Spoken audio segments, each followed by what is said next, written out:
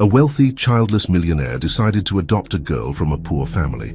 The day after her arrival at the mansion, while observing her, the millionaire was stunned and ultimately fainted upon discovering a birthmark on the girl.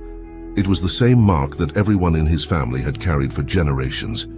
New York City buzzed with its characteristic mid-afternoon frenzy as Henry Thompson left the imposing glass building where he spent most of his days. At 45, he had built a business empire that positioned him among the most influential men in the country. His employees respected him, his partners admired him, and the financial press hailed him as a visionary. However, no one observing him at that moment could guess the emptiness that gnawed at his soul. The chauffeur waited with the door of the black Mercedes open, but Henry, contrary to his usual routine, decided to walk. He needed fresh air, space to think. His steps led him through less busy streets, away from the financial district towards older areas of the city, where modern buildings gave way to colonial constructions and small traditional businesses. The October sun painted the facades in golden hues as Henry walked aimlessly, lost in his thoughts. His Italian shoes resonated against the uneven pavement, marking a rhythm that tried to distract him from the approaching date. Another anniversary, another year without answers. It was then that he saw her for the first time. A small, agile figure, moving among the pedestrians with the grace of someone who knows every corner of the street, like the back of their hand. A girl no older than 12, with black hair tied back in a messy ponytail and worn but clean clothes. What caught his attention wasn't her appearance, but the way she carried herself, with a mixture of caution and determination that seemed out of place in someone so young. The girl stopped in front of a fruit stand, exchanging a few words with the vendor. Henry couldn't hear the conversation, but he noticed how the little one gestured with her hands, expressive and eloquent. The vendor smiled, evidently captivated by the girl's presence. Without knowing exactly why, Henry found himself stopping, observing the scene with a fascination he couldn't explain. There was something in the way the girl moved, in the way her eyes sparkled as she spoke, that felt painfully familiar. The vendor handed the little one an apple, which she received with a smile that lit up her entire face. It was at that moment that their gazes met. The girl's eyes, a deep brown with amber flecks, met Henry's for a fraction of a second. A shiver ran down his spine. The girl seemed to feel something too, because her expression subtly changed. The smile disappeared, replaced by a cautious, almost defensive look. However, she didn't look away. She stood there, holding Henry's gaze with an intensity that seemed to defy her apparent vulnerability. "Sarah?" The vendor's voice broke the moment. "Are you okay, sweetie?" The girl, Sarah, blinked and the spell was broken. With a fluid movement, she turned and disappeared into the crowd, leaving Henry with a sense of loss he couldn't comprehend. He stood there, motionless, as the bustle of the city continued around him. His mind was a whirlwind of confused emotions and thoughts. Why had that girl affected him so much? What was it about her that felt so familiar? The vendor was watching him curiously. Henry approached the stand, trying to maintain a casual tone. "Excuse me, that girl, do you know her?" The woman looked at him with a mixture of wariness and compassion. "Sarah comes around here sometimes. She's a good girl, sir. Doesn't cause any trouble. Do you know anything else about her? Where she lives?" "Her family." The vendor shook her head. "Nobody knows much about Sarah, sir. She lives on the streets, but she's different from other kids. She has dignity, you know. She doesn't beg, always looks to earn what she needs. Sometimes she helps me carry the fruit boxes." Henry felt something tighten in his chest. The image of such a young girl living on the streets was unbearable to him, but there was something more, a feeling he couldn't ignore. "Does she come around here often?" "Almost every day, in the afternoon," the vendor replied, studying his face more closely. "But if you're thinking of looking for her, I warn you it's not easy to approach her. Sarah doesn't trust strangers, especially well-dressed men." Henry nodded, understanding the implicit warning in the woman's words. He took out a card from his wallet and handed it to her. "If you see her again, could you call me? I just want to help." The vendor took the card cautiously, her eyes widening slightly as she read the name. "Henry Thompson." "The businessman?" "Yes, that's me," he confirmed with a tired smile, "and I give you my word that my intentions are good." As he walked away from the fruit stand, Henry felt that something had changed in his world. The encounter with Sarah had awakened something in him, a sensation he thought had been dormant for years. For the first time in a long time, he felt he had a purpose beyond his business responsibilities.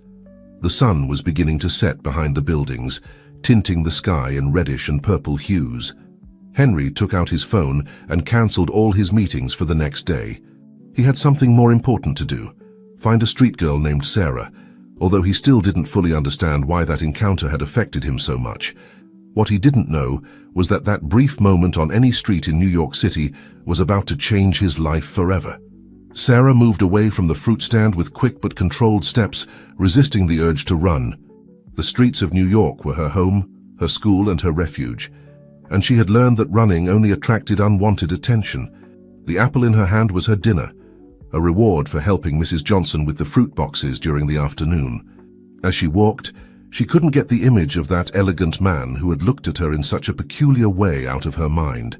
It wasn't the first time an adult had observed her with curiosity or pity, but there was something different in his gaze. It wasn't pity she had seen in his eyes, but a kind of recognition, as if he knew her from somewhere. "You're imagining things again, Sarah," she scolded herself softly, turning into a familiar alley that would lead her to her nightly refuge. The sun was setting over the city, and shadows began to lengthen between the buildings. Sarah knew every corner of her territory.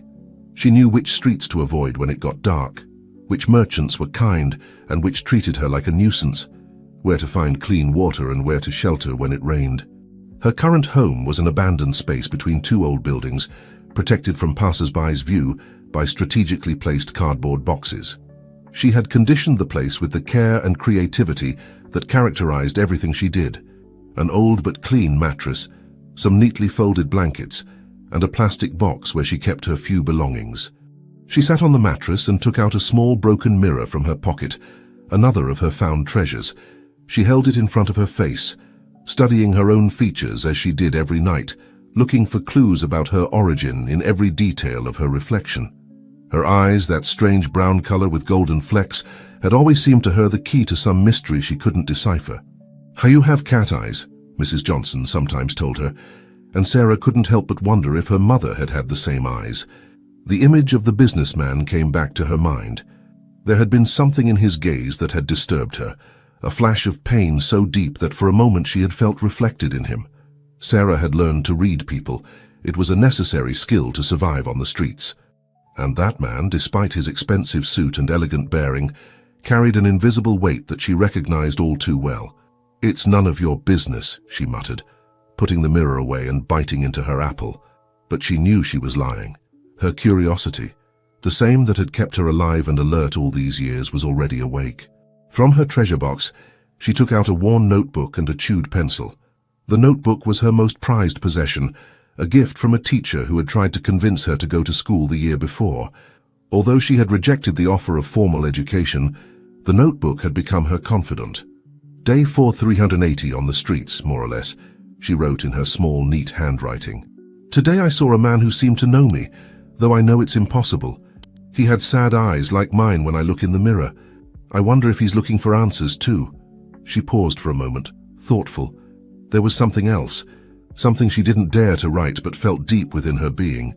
When their gazes had crossed, she had experienced a strange sensation, as if a dormant part of her memory was trying to wake up. A noise in the street alerted her. She quickly put away the notebook and peered cautiously between the cardboard boxes. It was just a stray cat, but Sarah knew she had to stay alert. The night in the city was both her protector and her enemy.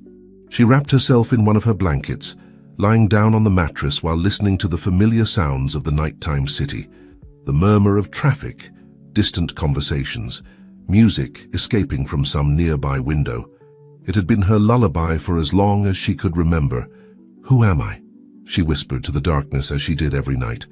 It was a question that had been etched in her soul since she could remember.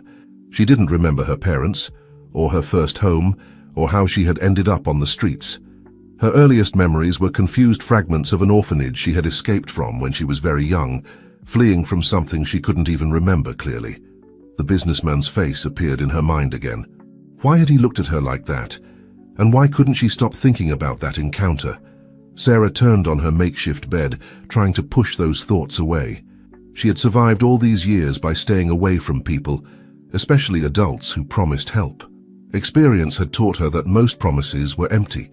However, as sleep began to overcome her, she couldn't help but wonder if she would see that sad-eyed man again.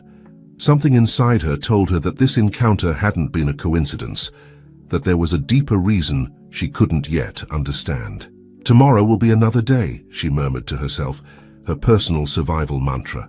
But for the first time in a long time, those words carried a different tone, a mixture of apprehension and hope that she didn't dare examine too closely.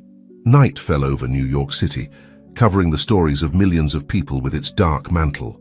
And in a small corner between two buildings, a 12-year-old girl dreamed of sad eyes and elusive answers, unaware that her life was about to change forever. Henry Thompson's mansion in the Upper East Side stood imposing against the night sky, a modern structure of elegant lines that reflected its owner's success. However, that night, as he crossed the main gate, the businessman felt more than ever the weight of the loneliness that inhabited every corner of that house, too big for one man. The housekeeper, Martha, a woman who had been working for the family for more than 2 decades, greeted him with her usual expression of maternal concern. "Mr. Henry, why didn't you let me know you'd be walking?" "I could have sent the car," she said, while collecting his jacket. She paused upon noticing his expression. "Is everything all right?" Henry tried to smile, but the gesture didn't reach his eyes. "I saw a girl today, Martha," he responded in a quiet voice. "A girl who reminded me so much of—" He didn't need to finish the sentence. Martha had been there 12 years ago, had witnessed how little Emily's disappearance had destroyed not only Henry, but also his marriage to Catherine, who couldn't bear the weight of the loss and ended up leaving the country. "Come, I'll prepare you some tea," Martha offered, guiding him towards the kitchen instead of the study where he usually secluded himself. The kitchen was the only space in the house that maintained a certain warmth, thanks to Martha's constant presence. As she prepared the tea, Henry sat at the central island, his mind returning again and again to that brief encounter on the street. "She had her eyes, Martha," he murmured after a long silence, "those same amber eyes that Emily had. It's impossible for it to be a coincidence." Martha placed a cup of tea in front of him and sat beside him, something she only allowed herself in moments like this, when the boss needed a friend more than a housekeeper. "Sir, 12 years have passed," she said softly, "and it's not the first time you've thought you've seen the girl somewhere." Henry shook his head. "This time is different. It wasn't just a fleeting resemblance. There was something about her, in her way of moving, in how she looked at me." He ran a hand over his face, frustrated. "The vendor called her Sarah. She lives on the streets, Martha. A girl the age Emily would be, living on the streets." "And what do you plan to do?" Martha asked, already knowing the answer. "I need to find her." "I need to know." He interrupted himself, unable to express exactly what he needed to know. That it was Emily? That he wasn't crazy for clinging for 12 years to the hope of finding her? He got up and walked to the kitchen window, observing the moonlit gardens. "You know what's worse, Martha? That even if it's not her, I can't simply ignore her. She's a child living on the streets. What kind of person would I be if I didn't try to help her?" Martha observed him with a mixture of pride and concern. This was the Henry she knew, the good-hearted man who hid behind the successful businessman. "Have you considered that it could be dangerous to get your hopes up?" she asked delicately. "If it's not Emily—" "I know," Henry interrupted her. "Believe me, I know. But there's something else, something I can't explain." When our gazes met, it was as if time stopped, and I saw in her eyes the same loneliness I feel, the same emptiness I've been carrying for 12 years. He moved away from the window and walked to the refrigerator, where a child's drawing had remained attached with a magnet for more than a decade. It was the last drawing Emily had made in kindergarten, just days before her disappearance. "I cancelled all my meetings for tomorrow," he announced. "I'm going back to that area. I'm going to look for her. Maybe I'm crazy, maybe I'm just seeing what I want to see, but I need to know." Martha stood up and began to clean the kitchen, her way of keeping busy while processing her thoughts. "Do you want me to prepare the child's room?" she finally asked. Henry looked at her surprised. Emily's room had remained untouched for 12 years, like a sanctuary to the hope he had never completely abandoned. "It's too soon for that, Martha." "It's never too soon for hope, sir," she replied with a small smile. "Besides, if that girl lives on the streets, She'll need a safe place sooner or later, whoever she is. Henry felt something loosen in his chest, a tension he didn't know he was holding. Martha was right. Regardless of whether Sarah was Emily or not, she was a child who needed help. And maybe, just maybe, this encounter was destiny giving him a second chance. "Thank you, Martha," he said softly, "for everything." That night, as he tried to sleep in his room, Henry couldn't stop thinking about Sarah, about her amber eyes, her defiant posture, the dignity with which she moved despite her evident poverty. Was it possible that fate had put his lost daughter in his path? Or was it just his desperation seeking comfort in a coincidence? Near midnight he got up and walked to Emily's room. Moonlight filtered through the curtains, illuminating toys that were never used, books that were never read, dreams that were interrupted too soon. "I'll find you," he whispered to the empty room. "One way or another. This time, I won't fail you." Dawn found Sarah already awake, as every morning. It was the safest time of day to visit the fountain in the nearby square, where she could wash up before merchants began to arrive. The cold water helped her wake up completely, while her thoughts wandered to the events of the previous day. "Good morning, little early bird," greeted Mr. Pete, the street sweeper who always arrived first to the square. He was one of the few adults Sarah trusted enough to maintain a conversation with. "Good morning, Mr. Pete," she replied, drying her face with the sleeve of her sweatshirt. "How's your knee today?" The old man smiled, leaning on his broom. "Better, thanks to the ointment you brought me, though I still don't understand how you got Mrs. Remedies to give it to you for free." Sarah shrugged, but a small smile played on her lips. "I just helped her organize her storage room. Older people always need help with heavy boxes." Mr. Pete observed her with that mixture of admiration and concern that Sarah had learned to recognize on the faces of those who knew her. "You're too smart to be on the streets, little one. You should be in school with other kids your age." Sarah's smile faded. "I've had enough of schools and orphanages," she muttered, more to herself than to Mr. Pete. The fragmented memories of her early childhood threatened to emerge, but she suppressed them with years of practice, you know. "Yesterday I saw something strange," she said, deliberately changing the subject. "A man in an expensive suit looked at me as if he knew me. He even talked to Mrs. Johnson about me." Mr. Pete stopped sweeping, suddenly alert. "Did he bother you? Because if someone is causing you trouble—" No, Sarah reassured him quickly. "It was different. He seemed sad. And his eyes—" She stopped, unsure how to explain the connection she had felt. The old man observed her carefully. "Be careful, Sarah. The streets can be deceiving, and not everyone who seems good is."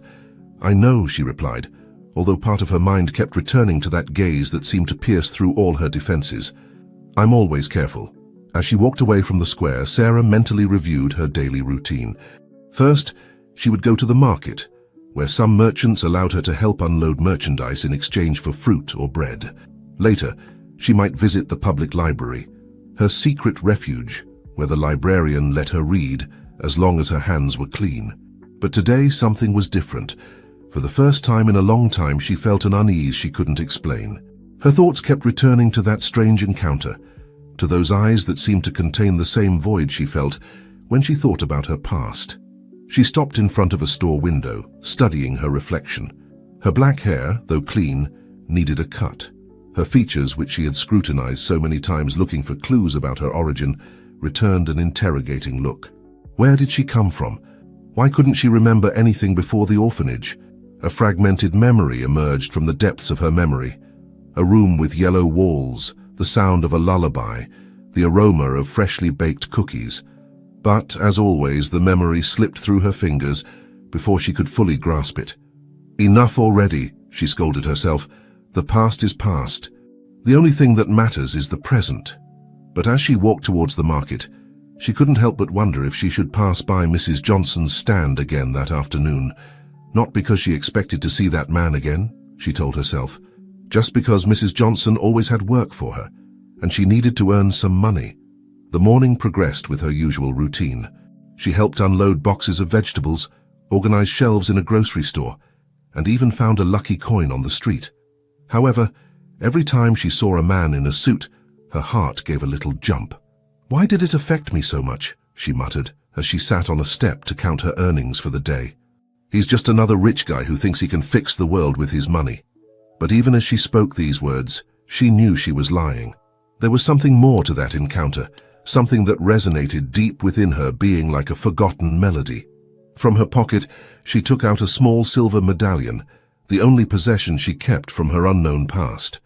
It was too worn to distinguish the engraving, but she had rubbed it so many times seeking answers that she knew every scratch, every mark on its surface. "Who am I really?" she whispered to the medallion, as she had done thousands of times before. This time, however, the question carried a different weight. The sun was beginning to descend over the city when Sarah made a decision. She would return to Mrs. Johnson's stand, not because she expected to find answers, she told herself, but because she needed to prove that that encounter meant nothing, that it was just another coincidence in a life full of them. What she didn't know was that this seemingly simple decision was about to trigger a series of events that would change her life forever. Dawn found Sarah already awake as every morning. It was the safest time of day to visit the fountain in the nearby square, where she could wash up before merchants began to arrive. The cold water helped her wake up completely, while her thoughts wandered to the events of the previous day. "Good morning, little early bird," greeted Mr. Pete, the street sweeper who always arrived first to the square. He was one of the few adults Sarah trusted enough to maintain a conversation with. "Good morning, Mr. Pete," she replied, drying her face with the sleeve of her sweatshirt. "How's your knee today?" The old man smiled, leaning on his broom. "Better, thanks to the ointment you brought me. Though I still don't understand how you got Mrs. Remedies to give it to you for free." Sarah shrugged, but a small smile played on her lips. "I just helped her organize her storage room. Older people always need help with heavy boxes." Mr. Pete observed her with that mixture of admiration and concern that Sarah had learned to recognize on the faces of those who knew her. "You're too smart to be on the streets, little one. You should be in school with other kids your age." Sarah's smile faded. "I've had enough of schools and orphanages," she muttered, more to herself than to Mr. Pete. The fragmented memories of her early childhood threatened to emerge, but she suppressed them with years of practice. "You know?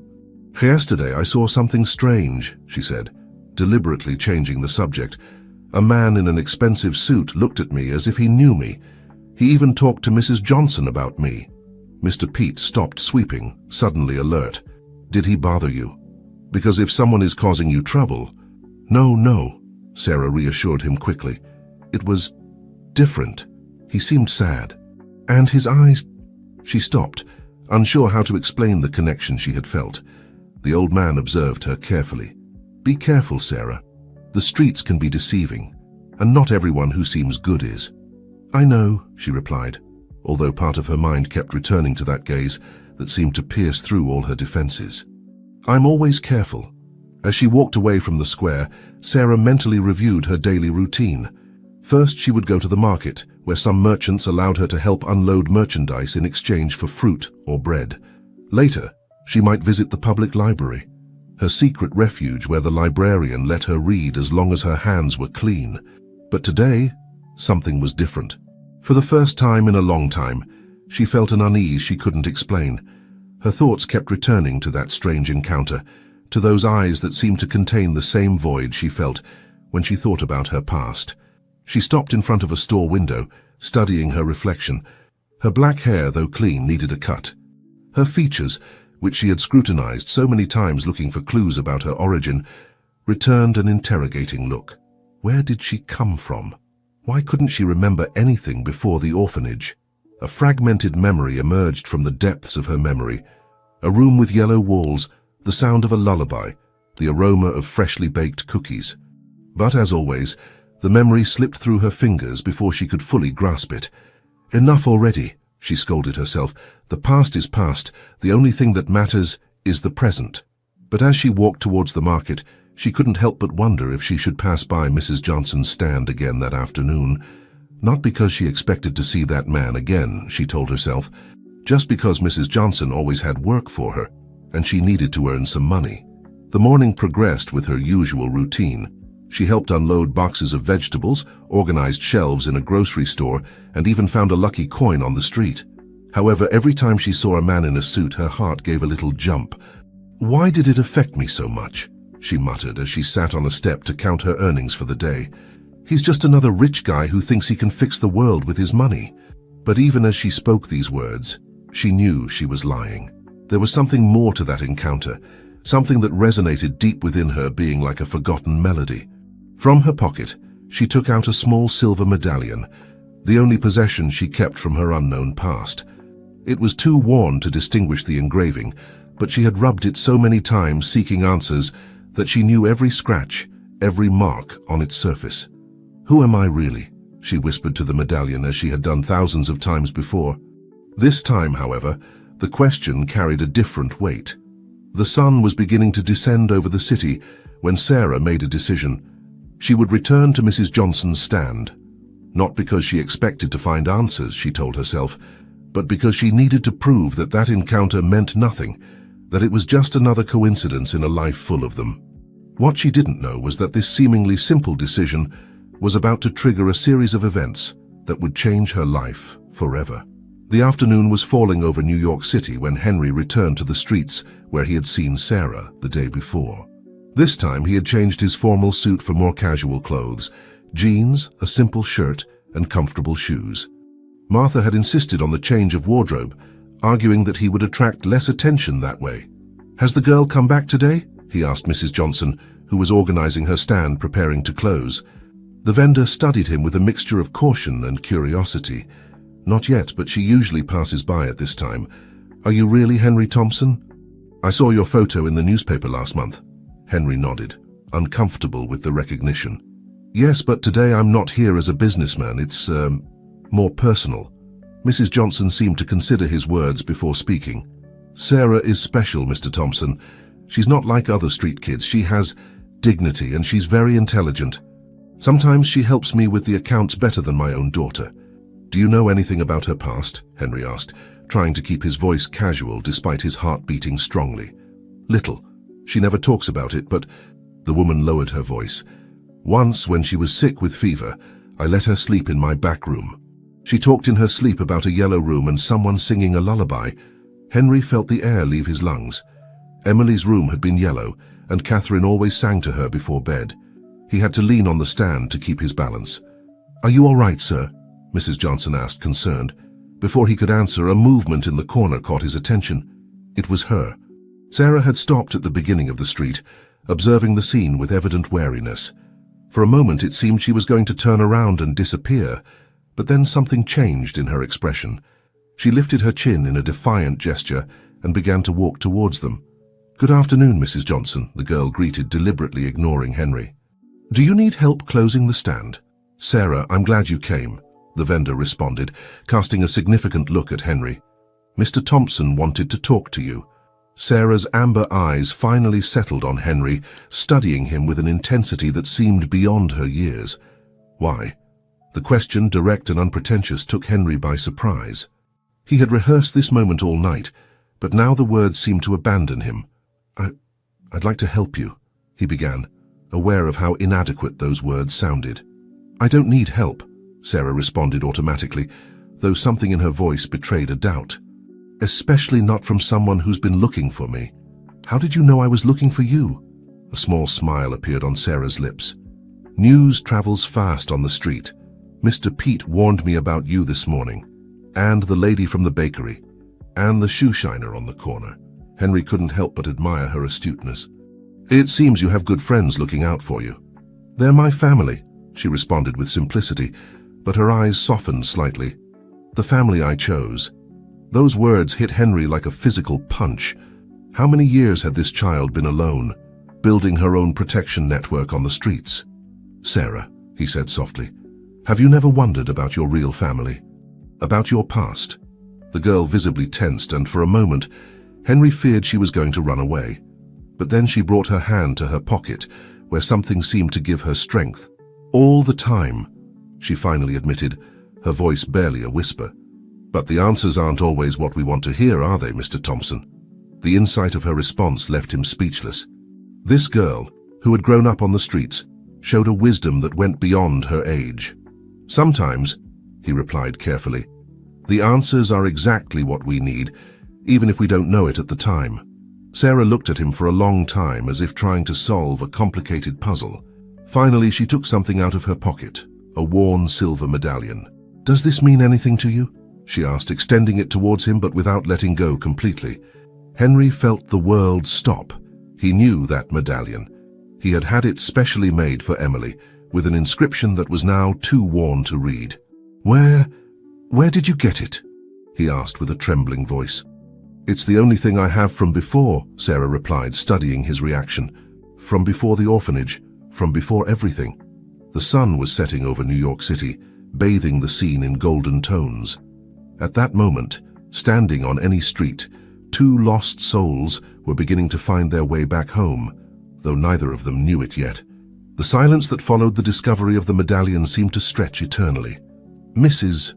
Johnson, perceiving the intensity of the moment, discreetly began to tidy her stand, giving them space but staying close enough for Sarah to feel safe.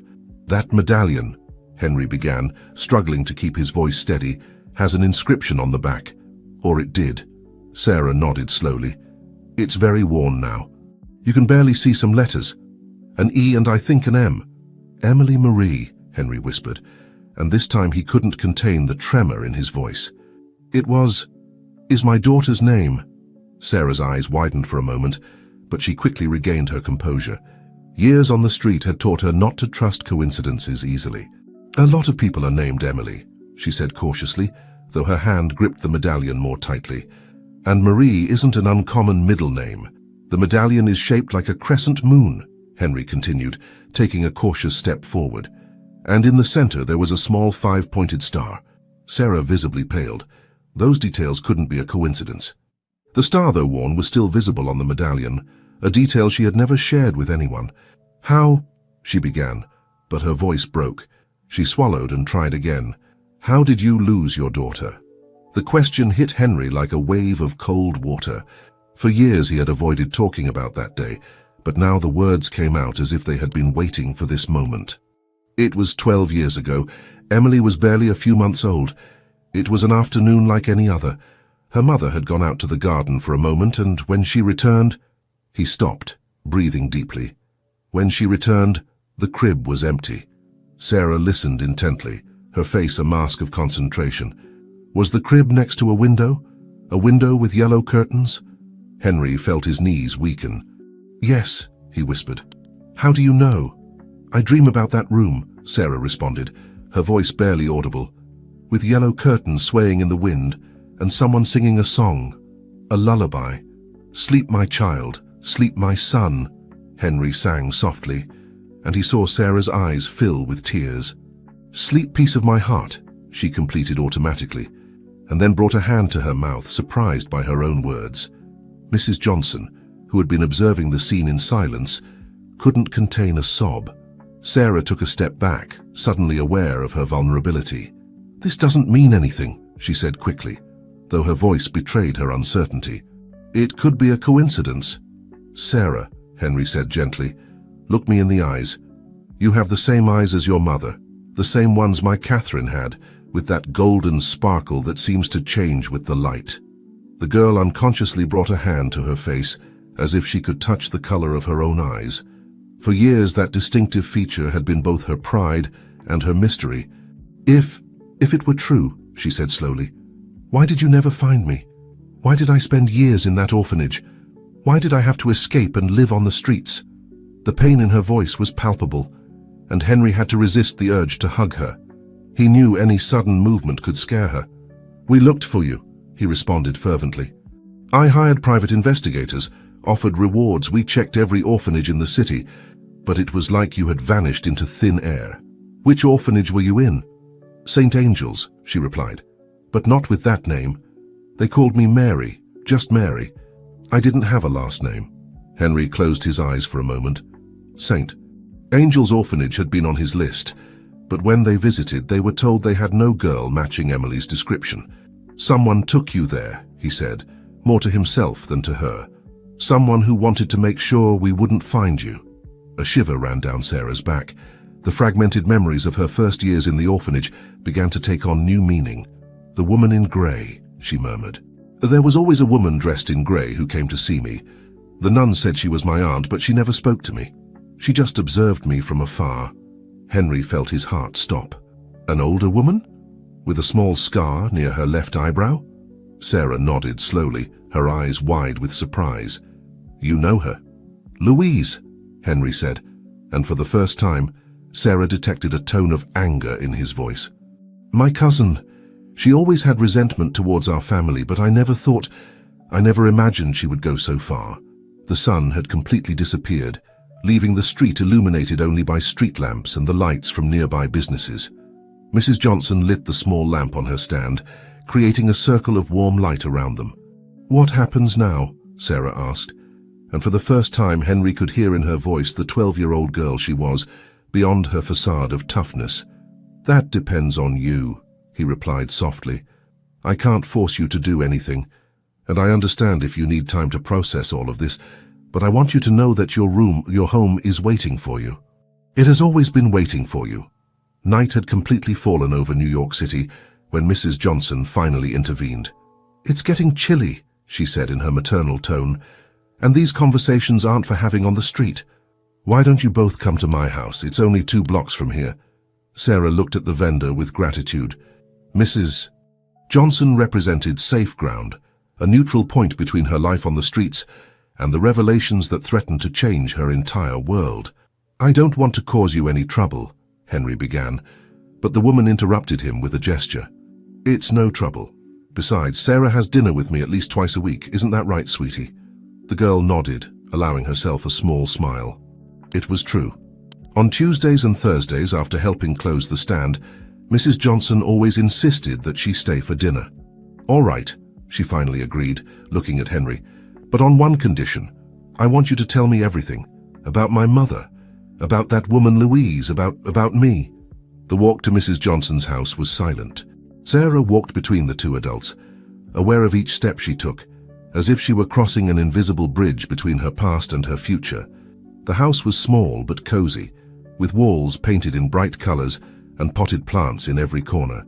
The aroma of freshly made coffee and hot tortillas filled the air. Sit down, Mrs. Johnson indicated, heading to the kitchen. I'll prepare something to eat while you talk. Sarah sat on the old floral sofa, hugging her knees to her chest in a protective gesture. Henry took a seat in a nearby chair, respecting her space. Your mother's name is Catherine, he began softly. She is a music teacher. She has a beautiful voice. She sang to you every night, even before you were born. Where is she now? Sarah asked, her voice barely a whisper. In London. After your disappearance, the pain was too much for her. She needed to get away from everything that reminded her of you. Henry paused. But she never stopped looking for you. Every year on your birthday, she publishes an ad in the newspapers with your baby photo. Sarah processed this information in silence. Her fingers unconsciously played with the medallion, as she always did when she was nervous. And Louise, why did she do it? Henry sighed deeply. Louise is complicated. She always felt the family had treated her unfairly. My father, your grandfather, was the family patriarch, and always favored my branch of the family over hers. When I inherited the company and the family fortune, her resentment grew. So she stole me for revenge. Sarah's voice had an edge of pain and anger. I think it was more than that, Henry replied carefully. Louise could never have children of her own. Perhaps in her distorted mind, she thought she deserved to have you more than we did. Mrs. Johnson returned with a tray of sandwiches and 3 cups of hot chocolate. Eat something, she insisted. Sorrows with bread are less sorrows. Sarah took a sandwich mechanically, but didn't try it. Her mind was processing all the information, trying to reconcile her fragments of memory with this new reality. At the orphanage, she said slowly, there was a nun, Sister Mary Grace. She was the one who gave me the name Mary, but sometimes, when she thought I couldn't hear her, she called me Emily and cried. Henry leaned forward, interested. Do you think she knew? Maybe. But when I was 6 and I asked her why she called me that, she got very scared. The next day she was no longer at the orphanage. They said she had been transferred to another convent. Louise must have found out, Henry murmured. She must have intervened to keep the secret. A heavy silence fell over the room. Outside, the sounds of the city continued. Cars passing, dogs barking, life following its normal course, while in that small living room 3 people dealt with life-changing truths. What do you want to do now, Sarah? Mrs. Johnson asked softly. The girl looked up from her untouched sandwich, her amber eyes shining with a mixture of fear and determination. "I don't know," she admitted. "All of this, it's too much. For years I dreamed of finding my family, but now that it's happening..." She paused, searching for the right words. "The streets are hard, but I understand them. I know how to survive here. But that other life, that life with a family and a house and a last name, it scares me." "I understand," Henry said gently. "And I'm not asking you to make a decision now. We can take it step by step." Sarah looked at him for a long time, as if evaluating the sincerity of his words.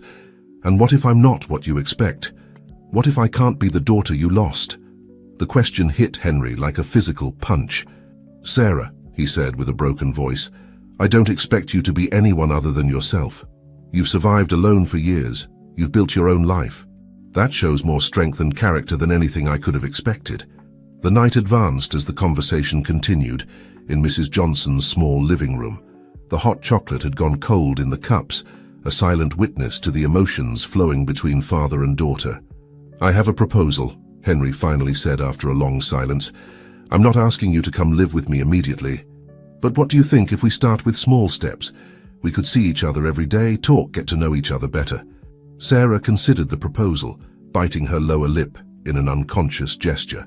"And where would we meet?" "Here," Mrs. Johnson intervened naturally. "My house can be a neutral point. You can come at dinner time like today. And during the day," Henry continued, "you could consider the idea of resuming your studies. I know a school near here." "No," Sarah interrupted firmly. "I'm not ready for that. The last time I was in a school..." She stopped, the memories clearly painful. "Okay," Henry quickly conceded. "No school for now, but what about a private tutor? Someone who could come here to Mrs. Johnson's house if she agrees." The vendor nodded with a smile. "Of course, this house is always open for you, sweetie. You know that." Sarah played with the medallion, considering the proposal. "And will I be able to keep seeing my friends? Mr. Pete, the bakery lady, the shoe shiner?" "Of course," Henry replied sincerely. "They have been your family when I couldn't be. I would never ask you to abandon them." Something in Sarah's face relaxed slightly. "And my mother. Will you tell her you found me?" Henry visibly tensed. It was a question he had been asking himself. "I think we should wait a little. Not because she doesn't have the right to know, but because she deserves more than a phone call. And you deserve time to adapt to these changes before facing more emotions."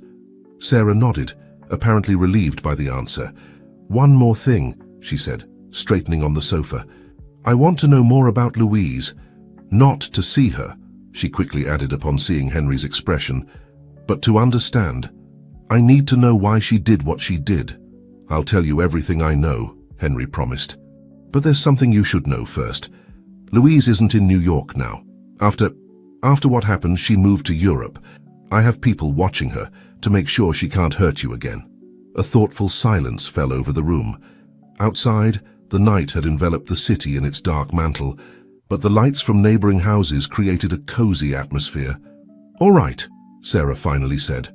"I accept. We can meet here, talk, get to know each other better, but with one more condition." "Anything you want," Henry immediately responded. "I don't want you to pressure me to go to your house or to call you Dad. I need time to process all of this, to be sure." Henry felt his heart tighten, but he understood the wisdom in his daughter's words.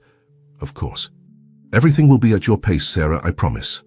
Mrs. Johnson, who had been observing the exchange in silence, stood up and began to collect the cups. "It's late," she said softly. "Sarah, why don't you stay and sleep here tonight? I have your usual room ready." The girl looked at the vendor with gratitude. The idea of returning to her refuge on the street that night, with so many emotions and thoughts spinning in her head, scared her a little. "Thank you, Mrs. Johnson," she said quietly. Henry stood up, understanding it was time to leave. "Same time tomorrow?" he asked, trying to keep a casual tone. Sarah nodded. "I'll be here. And, she hesitated for a moment before continuing. "Thank you for respecting my conditions." "I always will," Henry promised. "Good night, Sarah."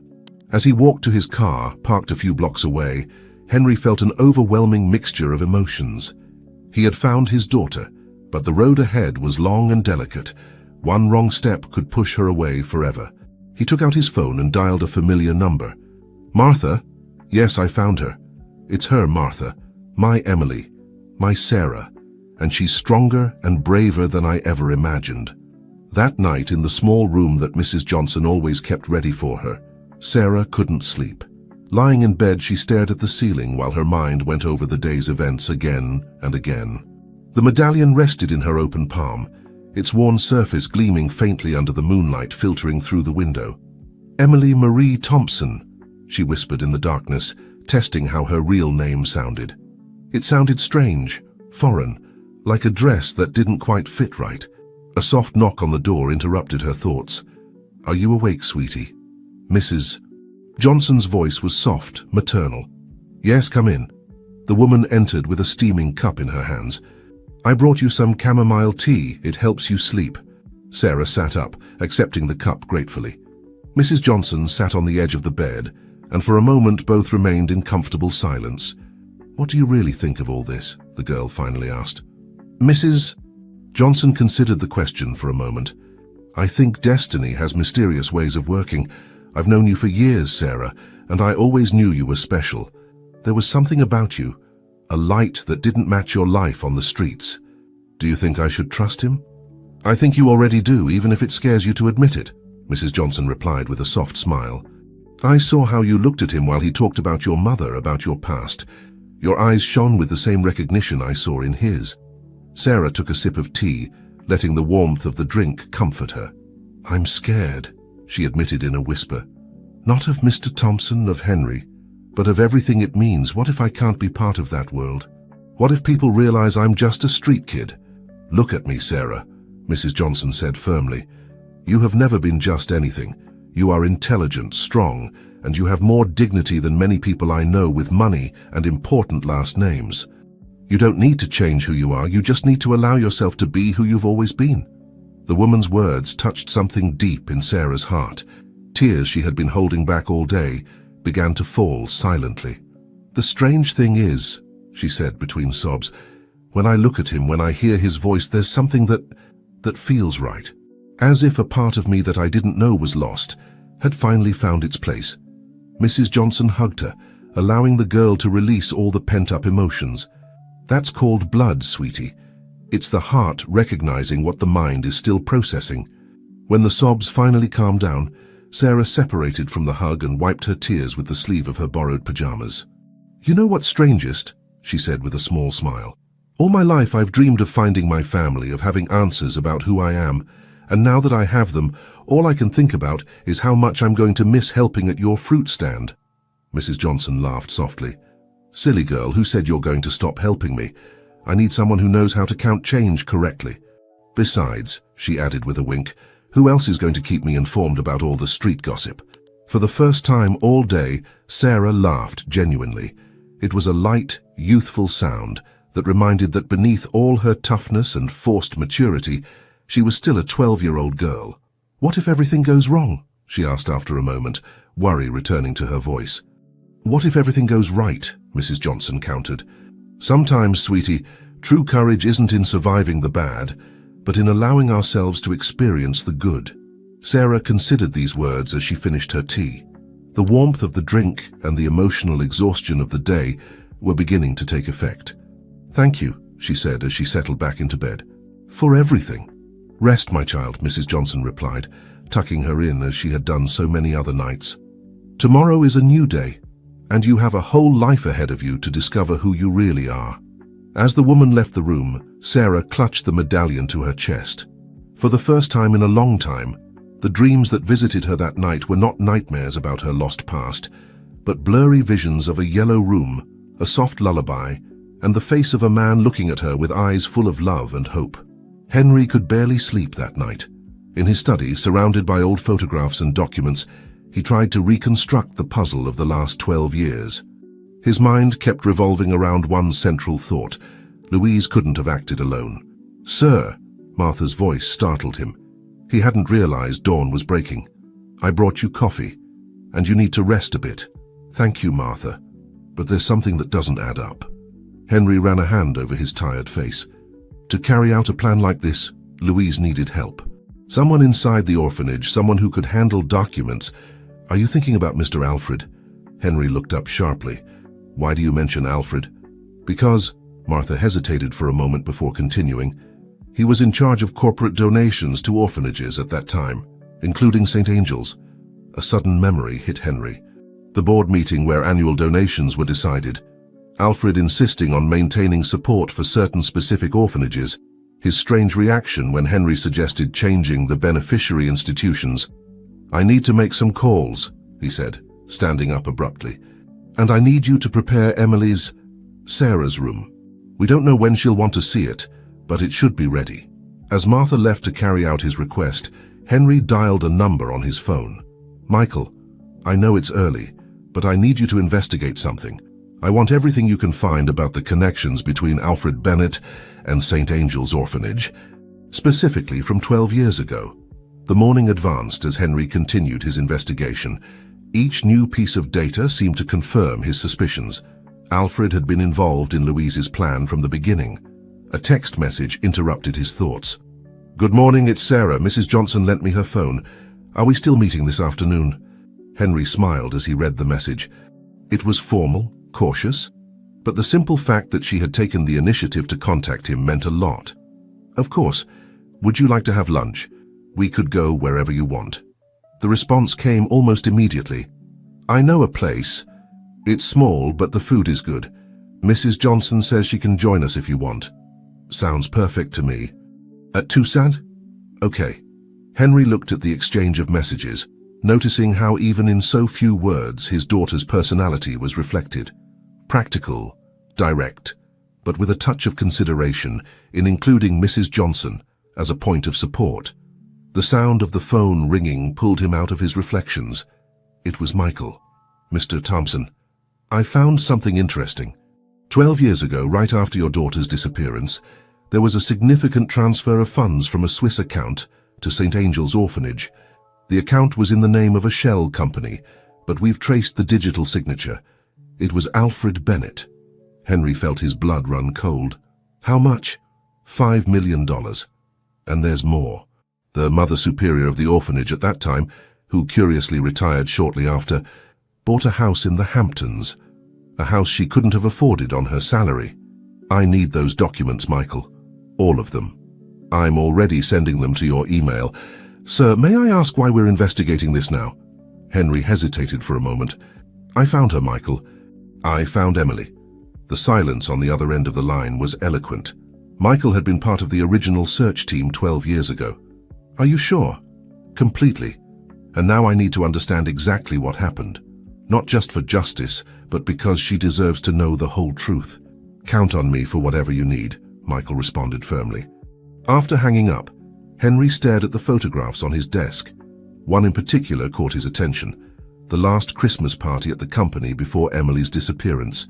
In it, Alfred smiled next to Louise, both holding champagne glasses. How had he not seen it before? The clock marked 1:30. He would have to leave the investigation for later. Now the most important thing was to build a relationship with his daughter. The dark truths of the past could wait. The present was too precious to waste.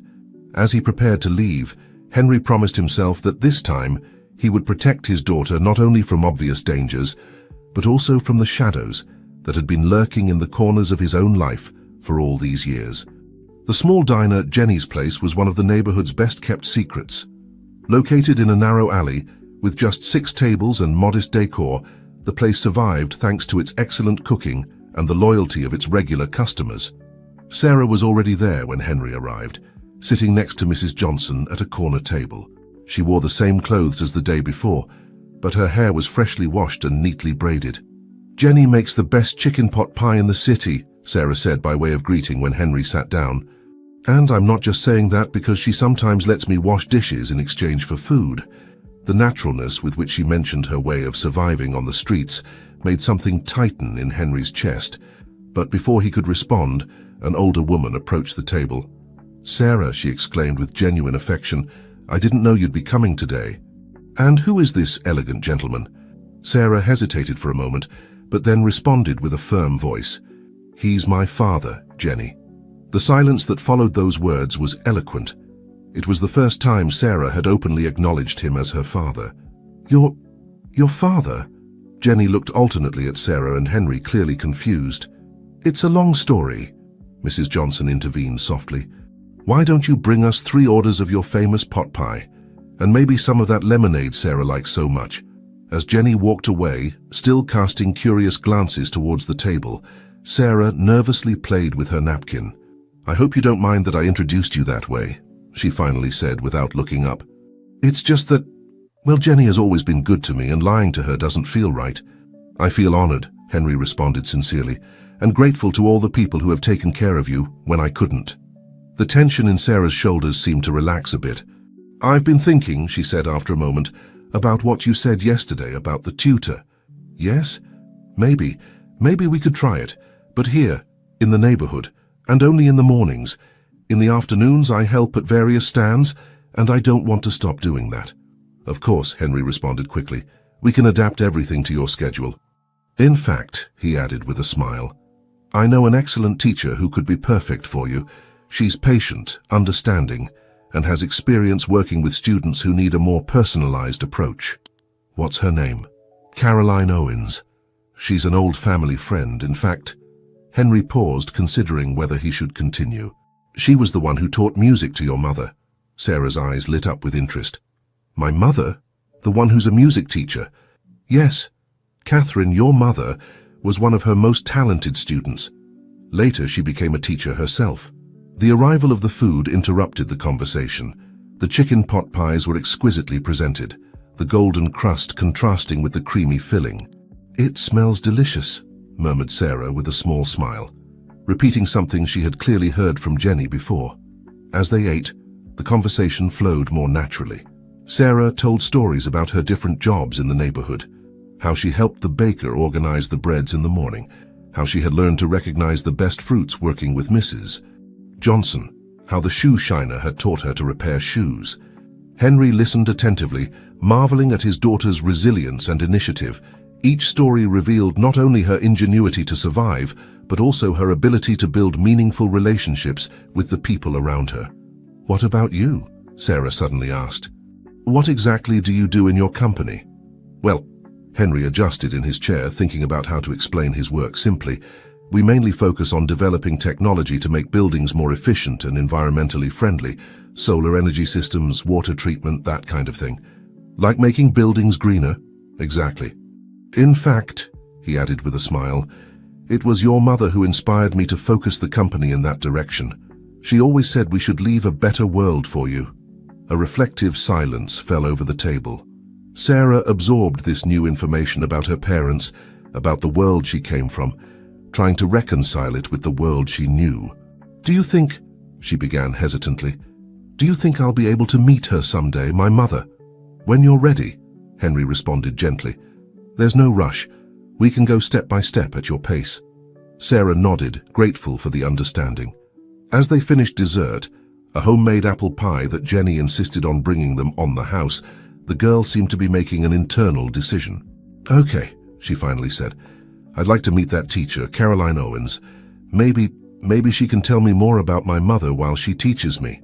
Caroline Owens lived in an old house in Brooklyn, surrounded by books and sheet music. At 65, she was still an imposing presence, with her grey hair always pulled back in an elegant bun and those vivacious eyes that seemed to see directly into people's souls. When Henry explained the situation to her over the phone, there was a long silence followed by a muffled sob. Bring her tomorrow, was her only response. So there they were the next day, Sarah and Henry in front of Caroline's green door. Sarah carried a small backpack with some notebooks that Mrs. Johnson had given her, and her expression oscillated between curiosity and apprehension. Are you sure you want to do this today? Henry asked softly. Sarah nodded. Yes. But, she hesitated for a moment. Will you stay nearby? I'll be at the cafe on the corner. If you need anything at all, just tell Caroline, and I'll come immediately. Before they could ring the doorbell, the door opened. Caroline Owens stood motionless in the doorway, her eyes fixed on Sarah. For a moment it seemed she was going to hug the girl, but she held back, noticing her cautious posture. Welcome, she said instead, her voice warm but controlled. Please, come in. The interior of the house was like a cozy museum. Books stacked on every available surface, plants in the windows, and in the center of the living room, a black grand piano that shone under the natural light coming through the large windows. Sarah couldn't help but approach the instrument, her fingers hovering over the keys without touching them. "Do you like music?" Caroline asked, watching her carefully. "Sometimes," Sarah paused as if hesitating to share something personal. "Sometimes when I pass by music stores I stop to listen, and there's a melody that's always in my head, although I don't know where it comes from." Caroline exchanged a significant look with Henry. "Could you hum it?" Sarah hesitated but then began to hum softly. It was a simple but beautiful melody, and both Caroline and Henry recognized it immediately. It was the lullaby that Catherine used to sing to her when she was a baby. Caroline sat at the piano and delicately began to play the melody. Sarah started, her eyes widening in surprise. "That's it. How—" "Your mother," Caroline explained softly, "composed this song for you when you were in her womb. She called it Emily's Lullaby." Sarah unconsciously brought a hand to her chest, where the medallion rested under her clothes. "My mother wrote it." "Yes. Catherine always had a special gift for music. When she told me she was pregnant, the first thing she did was compose this lullaby. She played it every night during her pregnancy, and after when you were born. She sang it to put me to sleep," Sarah completed in a whisper, a fragmented memory emerging in her mind. Henry, who had been observing the scene in silence, cleared his throat. "Maybe I should leave you to begin the lesson." "Yes, of course," said Caroline, regaining her professional composure. "How about we start by evaluating where you are in different subjects, Sarah? That way we can create a study plan adapted to your needs." Sarah nodded, though her eyes remained fixed on the piano. "I'll be at the cafe," Henry reminded, heading to the door. He paused for a moment, observing his daughter, who was now sitting next to Caroline in front of some books. It was strange how in just a few days his world had taken such a dramatic turn. As he walked towards the cafe, his phone vibrated. It was a message from Michael. "Mr. Thompson, I found something else about Alfred. We need to talk." Henry looked towards Caroline's house. Through the window he could see Sarah leaning over a notebook, listening attentively to something Caroline was explaining. For now, he decided, the secrets of the past could wait. This moment, seeing his daughter beginning to rebuild her life, was more important than any revenge or justice. "This afternoon," he replied to Michael. For now, his priority was to be available in case Sarah needed him. He sat in the cafe with his laptop trying to work, but finding himself constantly looking towards Caroline's house. Each time he did, a mixture of emotions overwhelmed him: gratitude for having found his daughter, rage for the lost years, and an iron determination to protect her from now on. The melody of the lullaby kept resonating in his mind, a bittersweet reminder of all they had lost and all that perhaps they could recover. Meanwhile, in the cafe on the corner, Henry was receiving disturbing information from Michael through a phone call. "Mr. Thompson, I reviewed Alfred's financial records from the last 12 years. There's an interesting pattern. Every year on the same date, he makes a substantial transfer to an account in the Cayman Islands. Does the date coincide with—" "Yes, sir.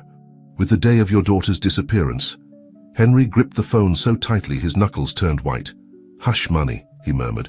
"It seems so. And there's more.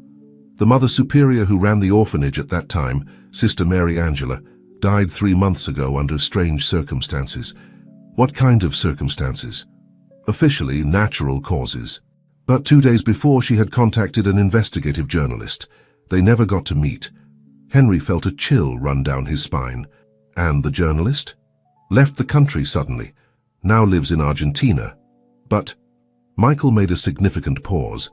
He left a sealed envelope in his editor's office. An envelope that was only to be opened if something happened to him. "I need that envelope, Michael." "I'm already on it, sir. But there's something else you should know. Alfred has been making strange moves in the company. He's called an extraordinary board meeting for next week." Henry looked out the window towards Caroline's house, where his daughter was still having her lesson. "He wants to take advantage of me being distracted with Sarah to make some move in the company." "It seems so. Do you want me to take any preventive measures?" "Not yet. First, I need to understand exactly what happened 12 years ago. And why." After hanging up, Henry stared at his now cold coffee. The pieces of the puzzle were beginning to fit together, forming an increasingly dark picture. Alfred hadn't just helped Louise with the kidnapping. He had used the situation to gain power in the company, while Henry was devastated by the loss of his daughter. His phone vibrated with a message from Caroline. The lesson is over. There's something you need to know. When Henry entered Caroline's house, he found Sarah sitting at the piano, tentatively touching the keys with one finger, producing loose notes that seemed to be searching for a lost melody. "How was the lesson?" he asked, trying to maintain a casual tone despite the tension he felt. "Good," Sarah responded, turning to look at him. "Caroline says I learn quickly." "She has a brilliant mind," Caroline confirmed, "and an exceptional memory." Something in Caroline's tone made Henry look at her carefully. There was a hidden message in her words. "Would you like to continue with the lessons?" he asked Sarah. The girl nodded, but there was something different in her expression, a shadow of concern that wasn't there before. "Caroline says I could learn to play the piano too, like my mother." The way she said "my mother" made Henry's heart clench. There was so much longing in those two words. "Catherine would be delighted," he said softly. "She always dreamed of teaching you music." A silence laden with meaning filled the room. Sarah seemed to want to say something more, but held back, casting furtive glances at Caroline. "How about we go get something to eat?" Caroline suggested, breaking the tension. "I know a place nearby that makes delicious sandwiches." As they walked towards the deli, Henry noticed that Caroline and Sarah exchanged significant looks, as if sharing a secret. His instinct told him that something important had happened during the lesson, something they weren't ready to share with him yet.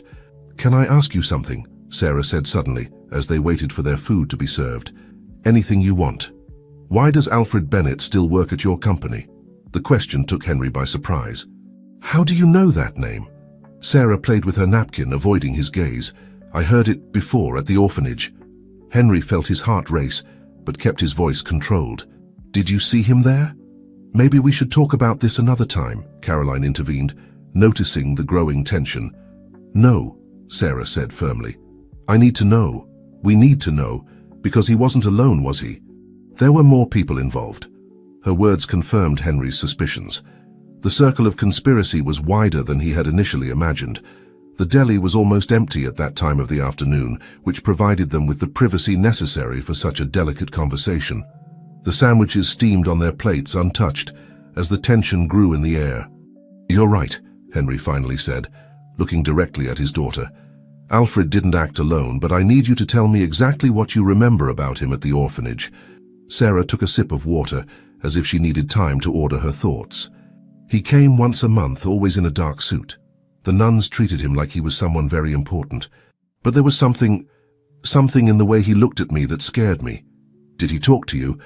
"Not directly, but once—" Sarah closed her eyes, straining to remember. "Once I heard him arguing with the Mother Superior. He was angry because she wanted more money. He said something about the original deal being enough." Caroline and Henry exchanged significant looks. "Do you remember anything else from that conversation?" Caroline asked gently. "The Mother Superior mentioned something about documents. She said keeping secrets was expensive." Sarah opened her eyes, and there was a fierce determination in them. "And she mentioned a name, Alexandra." Henry visibly tensed. "Alexandra Vega?" Sarah nodded slowly, her eyes wide with surprise. "You know her?" "She was Alfred's secretary at that time," Henry replied, his mind working quickly. "She resigned suddenly shortly after your disappearance. We all assumed she had moved abroad." "But she didn't, did she?" Caroline intervened. "No," Henry confirmed. "She stayed in New York but changed her identity. Michael found her living in Queens under another name." "Was she involved too?" Sarah asked, her voice trembling slightly. "I think she was the link between Alfred and the orphanage," Henry explained. "The person who made sure all the documents looked legitimate." Sarah played with her medallion, a gesture that Henry had noticed she did when she was processing difficult information. "Why did they hide me for so long?" she finally asked. "Why not just make me disappear? Why keep me in the orphanage?" The question hit Henry like a physical punch. The idea that his daughter would consider that they could have hurt her more severely turned his stomach. "I think," said Caroline, carefully choosing her words, "they needed you as a form of control. While you were alive but hidden, they had power over your father." "Control for what?" "The company," Henry responded, the pieces finally fitting in his mind.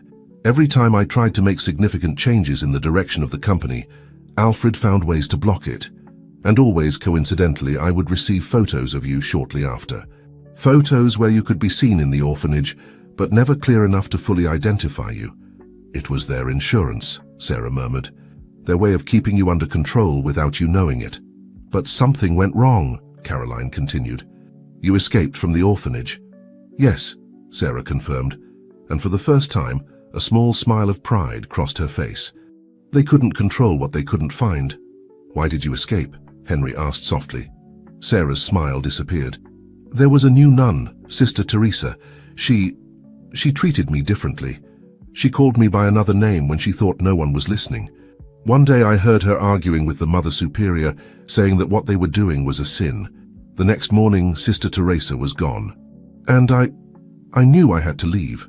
You were very brave, said Caroline, taking the girl's hand. I was scared, Sarah admitted, but I was more scared of staying.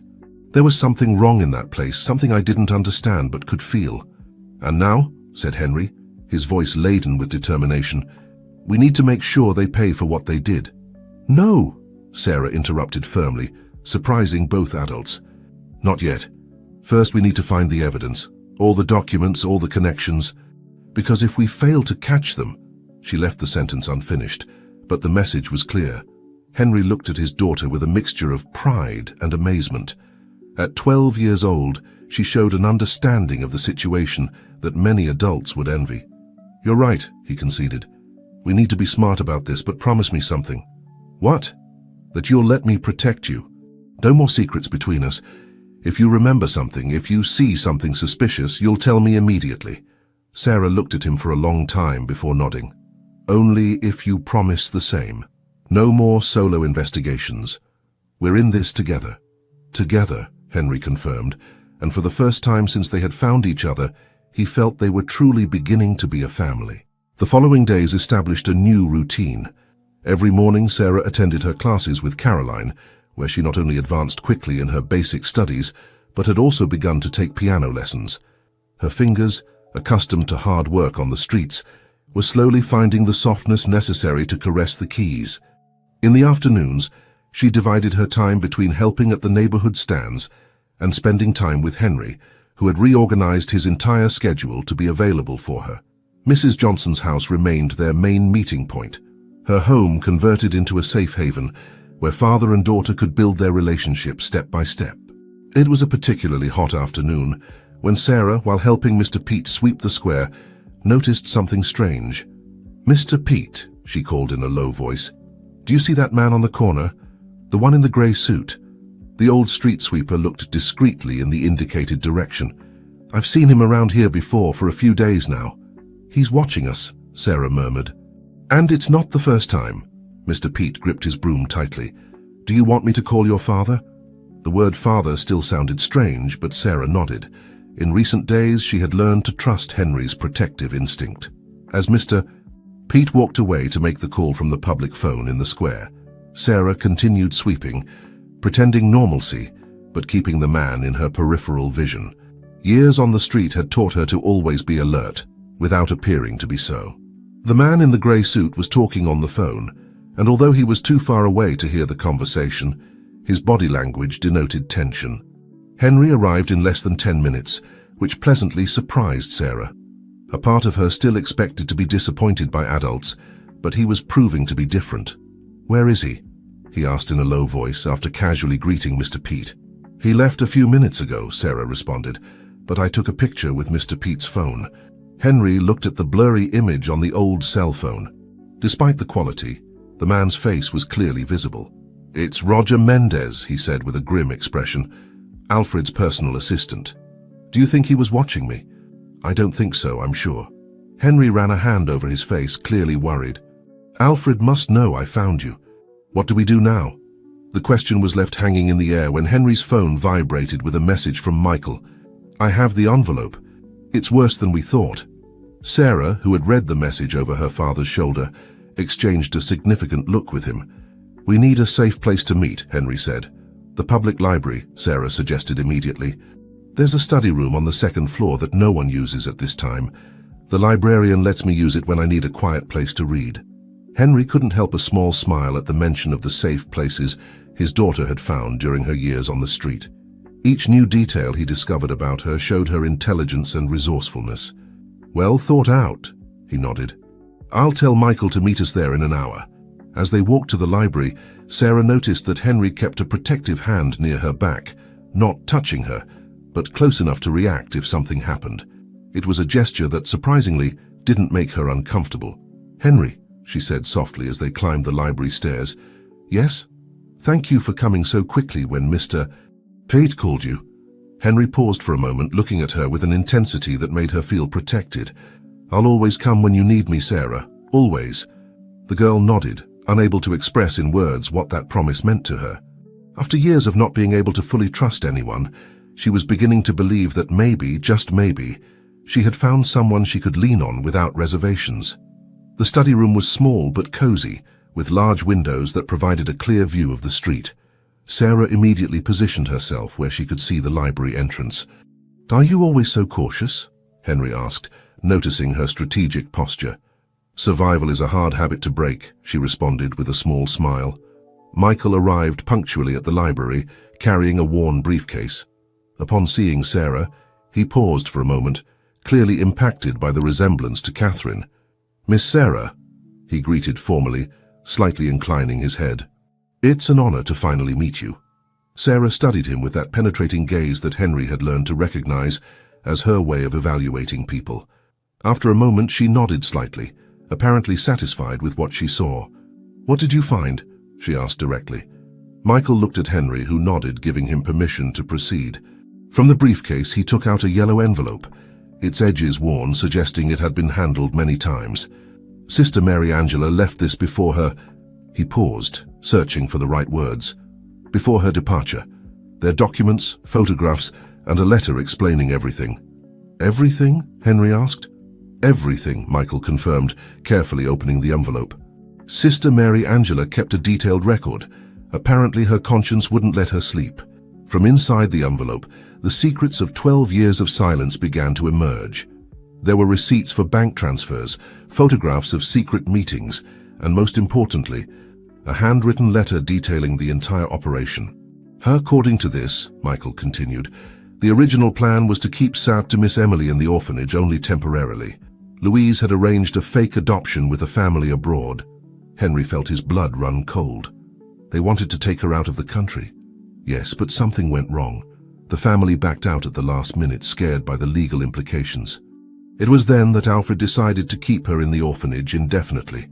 As insurance, Sarah murmured, her voice strangely calm. An ace up the sleeve to control Henry. Exactly, Michael confirmed. Every time they needed to pressure Mr. Thompson on some business decision, they would leak some clue about her whereabouts. Enough to keep hope alive, but never enough to find her. But they didn't count on me, Sarah said, and there was a flash of pride in her eyes. They didn't count on me escaping. No, they didn't count on that, Michael smiled.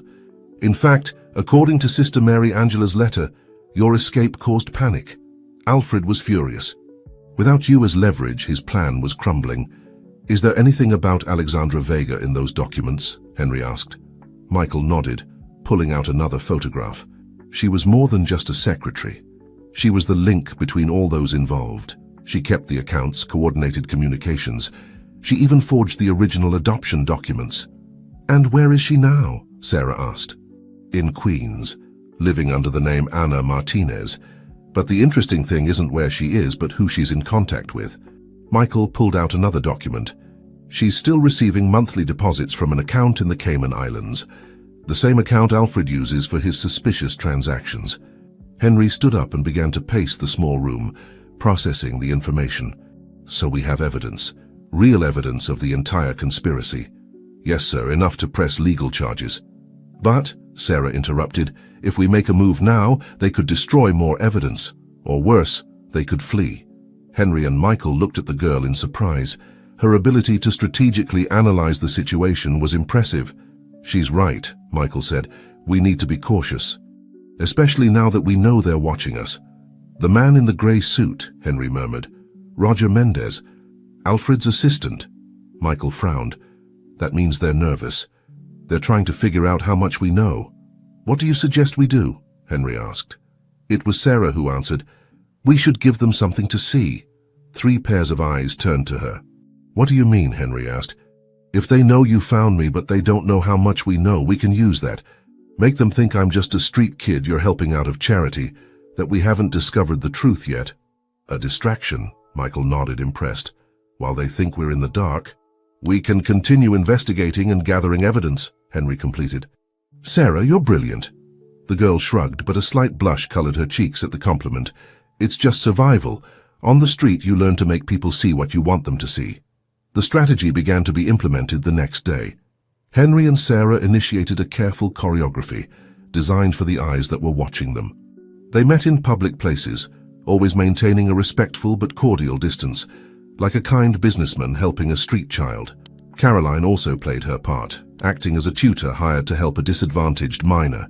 The classes continued, but now with a dual purpose. While Sarah really advanced in her studies, they also served as a perfect smokescreen. Excellent pronunciation, Caroline praised one morning, as Sarah read a text in English. Through the window they could see Roger Mendez pretending to read the newspaper on a park bench. Thank you, Sarah replied in the same language, without looking up from the book. Our friend in the grey suit seems bored today. Caroline smiled, continuing the conversation in English. He's been there since 9. Did you notice there are 2 of them now? The woman in the blue dress by the fountain, I saw her. She's not very subtle. At that moment, Sarah's phone, a recent gift from Henry to keep up appearances, vibrated with a message. Michael found something, she whispered, switching back to English. Alexandra Vega has been making frequent calls to England. Caroline visibly tensed. To England, do you think? To London, Sarah confirmed. Where my mother lives. The news was unsettling. Why would Alexandra be contacting Catherine after so many years? The answer came that same afternoon, during dinner at Mrs. Johnson's house. They're nervous, Henry explained as Mrs. Johnson served her famous meatloaf. Michael intercepted a conversation between Alfred and Louise. They suspect Catherine might be planning to return to New York. My mother is coming back. Sarah's voice trembled slightly. We don't know for sure, Henry responded gently, but the mere fact that they consider it a possibility has put them on alert. Why now? Mrs. Johnson asked, sitting down with them at the table. Because Catherine never stopped searching, Henry explained. All these years she's been following leads, contacting private investigators. And recently, one of her contacts in New York mentioned having seen a girl who matched Emily's age and description. Sarah played with her medallion, thoughtful. Does she know you found me? Not yet. I wanted to wait, give you time to adjust before everything gets more complicated, Sarah completed. She paused, considering something. Maybe we should tell her. Everyone at the table looked at her in surprise. Are you sure? Henry asked gently. There's no rush, we can wait until you feel more prepared. It's not for me, Sarah explained. It's for safety. If she's investigating on her own, she could accidentally alert Alfred and the others. She needs to know she should be cautious. Henry felt a wave of pride at his daughter's maturity and insight. You're right. But how do we contact her without raising suspicions? Caroline could call her, Sarah suggested. She was her teacher, it would be natural for them to keep in touch. And if someone is intercepting calls, it would seem like a normal conversation between old friends, Caroline completed, nodding in approval. We could use code, talk about music, about her old students.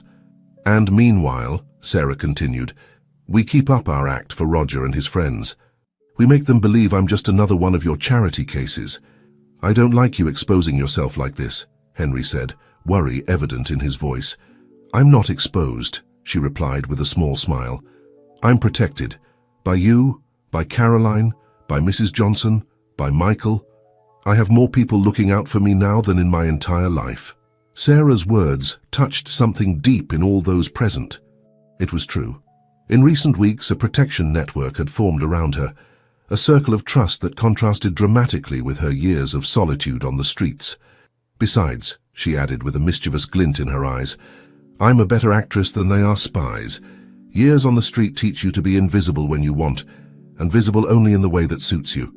Like a mirror, Mrs. Johnson murmured, reflecting only what others expect to see.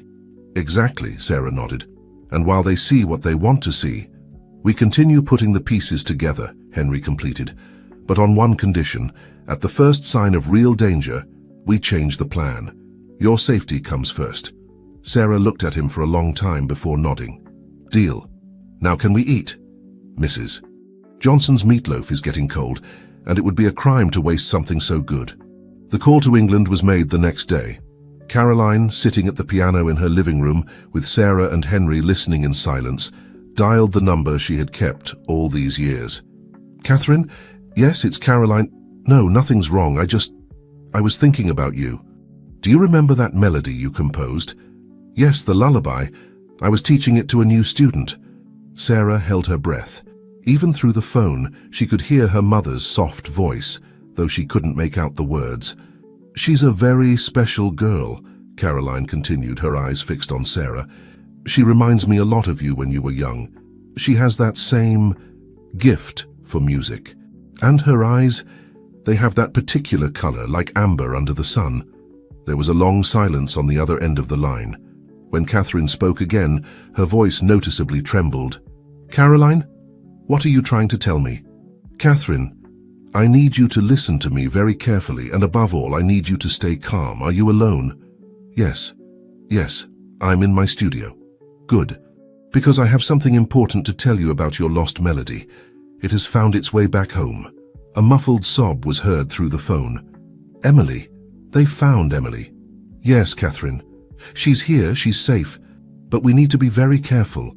There are people who shouldn't know that the score has been found. Do you understand?" "The ones who stole her," Catherine whispered. Are they close?" "Very close. That's why we need you to keep your composure. If anyone asks, this call was just about music, about old students." "I understand," Catherine responded, her voice regaining some control. Is she okay?"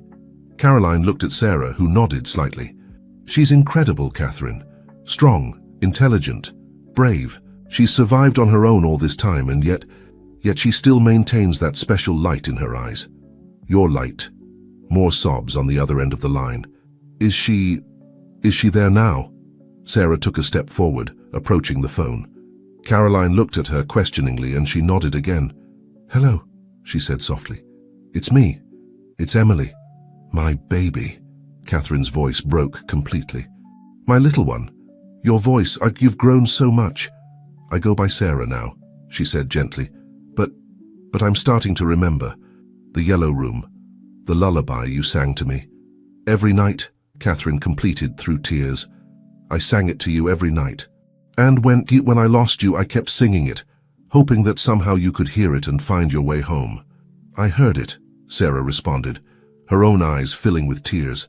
"I didn't know what it was, but it was always there, in my mind, like an echo." Henry approached, placing a protective hand on his daughter's shoulder. She, for the first time, didn't tense at the contact. "Catherine," he intervened softly, "we need you to stay calm. Don't make any sudden moves, no changes in your routine. We're close to uncovering the whole truth, but we need time." "I understand," she responded, breathing deeply. "But will I be able to—" "Soon," Henry promised. "Very soon we'll all be together. But it has to be when it's safe." "There are people watching us," Sarah explained. "People who don't want the truth to come to light. That's why we need you to act normally."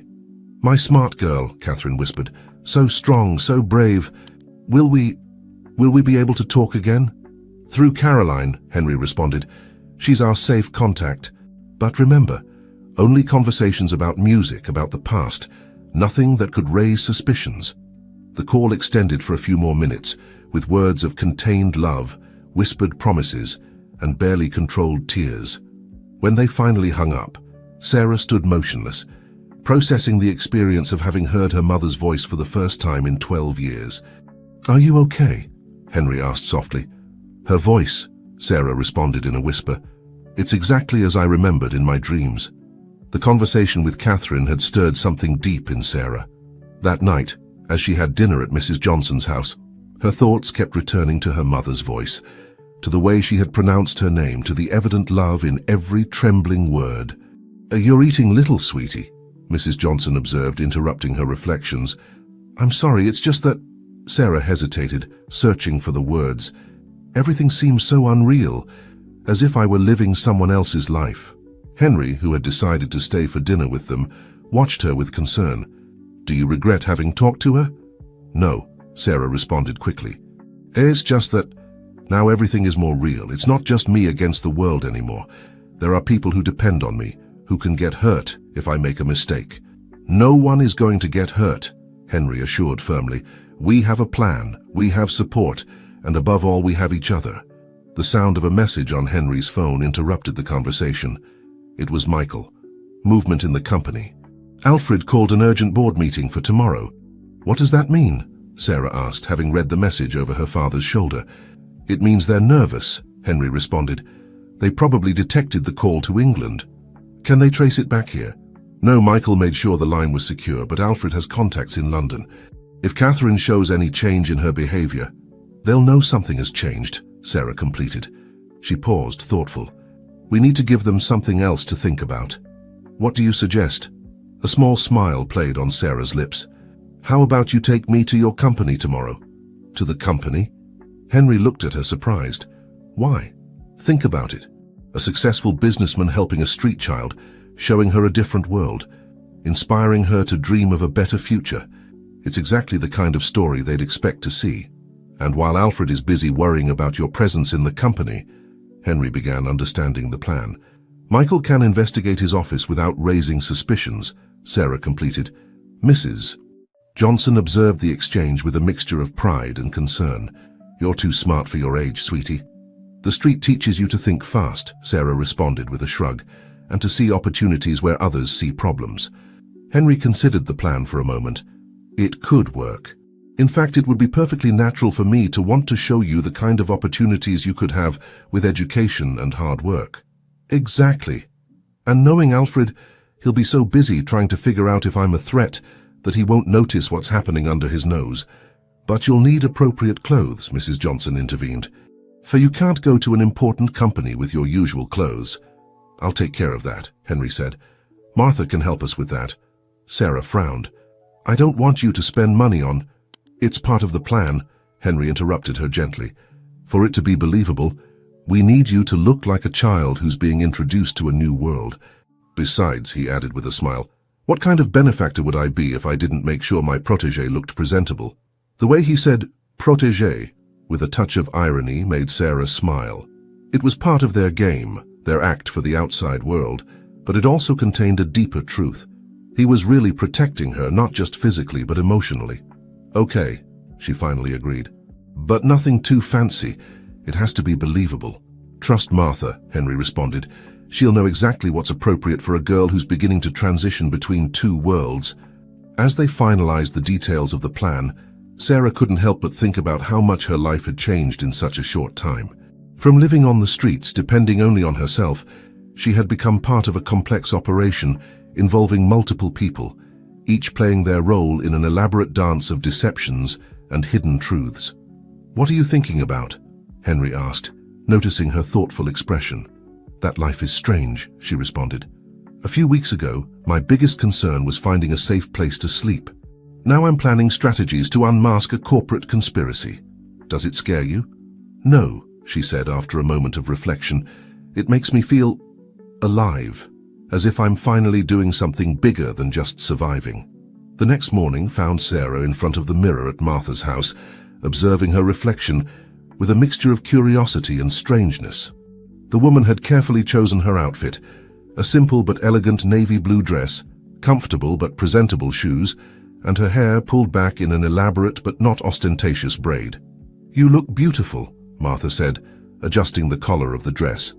Like a young lady, but without losing your essence. Sarah touched the soft fabric of the dress, so different from the worn clothes she was used to. It's weird, she admitted, like putting on a costume. Sometimes costumes help us discover parts of ourselves we didn't know existed, Martha responded wisely. Besides, this isn't really a costume. It's just another facet of who you are. Henry, who was waiting in the living room, was left speechless when he saw his daughter come down the stairs. For a moment, the image of Catherine at that same age overlapped with Sarah's, so similar and yet so different. Is it okay? Sarah asked, interpreting his silence as disapproval. You're perfect, he responded, recovering his voice. Exactly as it should be. A girl in transition between two worlds. The trip to the company was made in Henry's car, with Michael at the wheel. During the journey, they went over the details of the plan one more time. "Remember," Henry said, "Alfred will probably try to talk to you. It's important that I act like a street kid, impressed but cautious," Sarah completed. "Not too trusting, but not hostile either. I know, Henry. I've been playing different roles all my life to survive." Thompson Enterprises' corporate building stood imposing against the blue sky of New York City. Sarah observed it through the car window, feigning amazement. Although in reality she was evaluating every detail, the security cameras, the entrances and exits, the flow of people. "Ready?" Henry asked when the car stopped in front of the main entrance. Sarah nodded, instantly adopting a slightly insecure posture, as if she were intimidated by the environment. It was a perfect performance, the street child trying to behave in a world that wasn't hers. The automatic doors opened before them, and the air conditioning greeted them with its artificial coolness. Employees greeted Henry with respect, casting curious glances at the girl accompanying him. "Good morning, Mr. Thompson," the receptionist greeted. "Mr. Bennett asked if you could stop by his office when you arrived." "Of course," Henry responded naturally.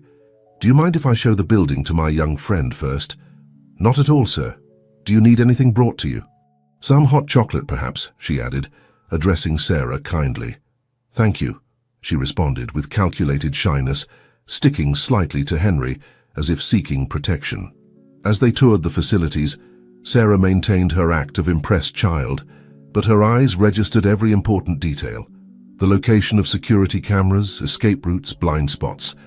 "And this is the conference room," Henry explained, opening a glass door that led to an elegant room with a massive conference table.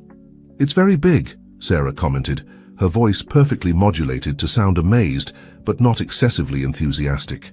"Mr. Thompson," a voice interrupted the tour. Alfred Bennett was standing in the doorway, his suit impeccable and his smile calculated. "What an interesting surprise." "Alfred," Henry greeted with studied calm, "let me formally introduce you to Sarah. I met her a few weeks ago in the Lower East Side. She's an extraordinary girl." Alfred's eyes studied Sarah intently, looking for something. She maintained her performance, alternating between childish curiosity and instinctive caution. "Delighted," Alfred finally said, extending his hand. Sarah took it briefly, as a street child who has learned to be polite but cautious with strangers would. "Thank you for letting me visit," she murmured, lowering her gaze. "Mr. Thompson has always had a generous heart," Alfred commented, without taking his penetrating eyes off her. "Helping the less fortunate is one of his passions."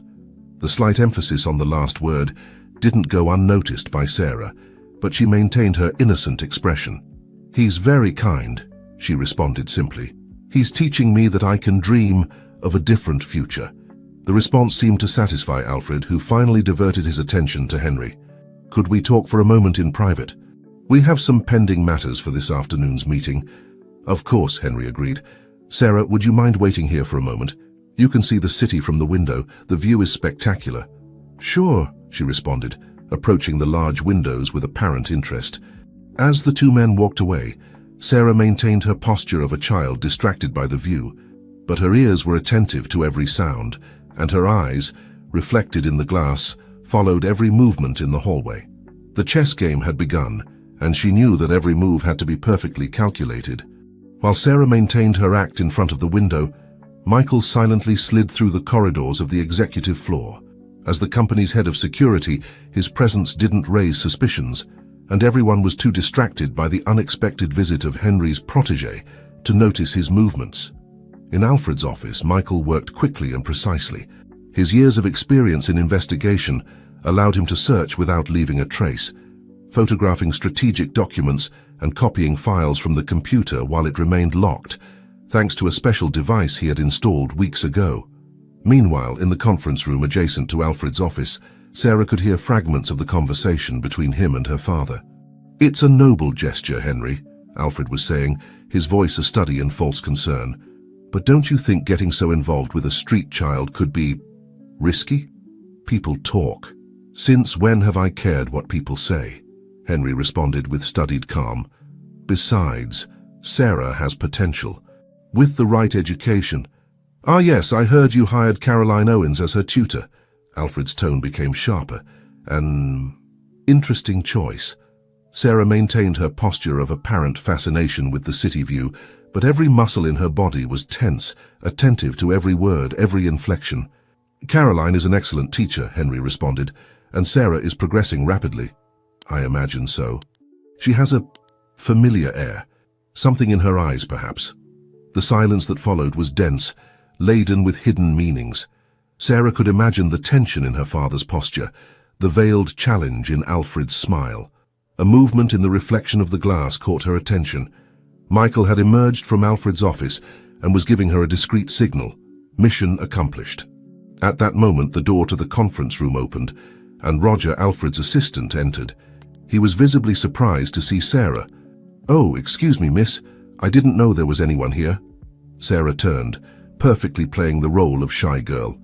"Mr. Thompson told me I could wait here." Of course, Roger responded, studying her with barely disguised intensity. "Would you like something to drink? A soda, perhaps?" "No, thank you," she responded, turning her attention back to the window. But through the reflection, she noticed how Roger took out his phone and discreetly took a photo of her before leaving. Minutes later, Henry returned to the room. His face was composed, but Sarah could see the tension in his shoulders. "Ready to continue the tour?" he asked with a smile that didn't quite reach his eyes. "Yes, Mr. Thompson," she responded, maintaining her role. "The view is very nice from here." As they walked through the corridors, Sarah noticed that several employees were observing them with poorly disguised curiosity. Some whispered among themselves, others pretended to work while following them with their gaze. "The cafeteria is on the next floor," Henry explained aloud, while in whispers he added, "Michael found something. We need to get out of here soon." Sarah nodded imperceptibly, continuing with her act of a child impressed by the corporate building. Upon reaching the lobby, they encountered Alfred again, who seemed to have been waiting for them. "Leaving already?" he asked with false disappointment. "I was hoping you'd join us for the afternoon meeting, Henry." "I'm sorry, but I promised to take Sarah back in time for her class with Caroline," Henry responded. "You know how teachers are about punctuality." Of course, Alfred smiled, his eyes fixed on Sarah. "It's been a pleasure meeting you, little one. I hope you make good use of this opportunity Henry is giving you." "Thank you, sir," she responded, even managing to blush slightly. "I promise to work very hard." Once in the car, as Michael drove them back, Sarah finally relaxed her posture. "What did you find?" she asked without preamble. "Emails," Michael responded from the driver's seat. "Many, between Alfred and various involved people, including a series of recent communications with someone in London." "Catherine," Henry murmured. "They're monitoring Catherine. And there's more," Michael continued. "I found financial documents that prove the payments to the orphanage, to the Mother Superior, even to some nuns who were suddenly transferred. Like Sister Teresa," Sarah completed, "the one who tried to help me." "Exactly. And there's something else, something that explains why Louise and Alfred worked together on this." "What is it?" father and daughter asked in unison. "A marriage certificate," Michael responded, "from 15 years ago. Apparently, Louise and Alfred were briefly married before he married his current wife. In the safety of Caroline's house, the group gathered to analyze the day's discoveries. Sarah, already changed into her usual clothes, felt more like herself as they studied the documents Michael had retrieved. "So Louise and Alfred were married," Caroline reflected, serving them tea. "That explains many things." "The marriage ended badly," Michael explained, spreading more documents on the table. "According to these papers, Louise lost a baby in the 7th month of pregnancy. After that, the relationship deteriorated rapidly. Sarah, who had been unusually silent, finally spoke. That's why they chose me.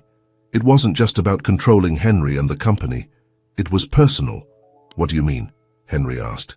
"Think about it," she responded, her eyes shining with understanding. "Louise lost her baby, and shortly after, you and Catherine had a perfectly healthy daughter, a child that represented everything she had lost. And Alfred," Caroline continued, following the reasoning, "saw an opportunity to combine personal revenge with professional benefit." "But there's something that doesn't fit," Henry intervened. "Why keep you in the orphanage?" "Why not?" He stopped, unable to complete the dark thought.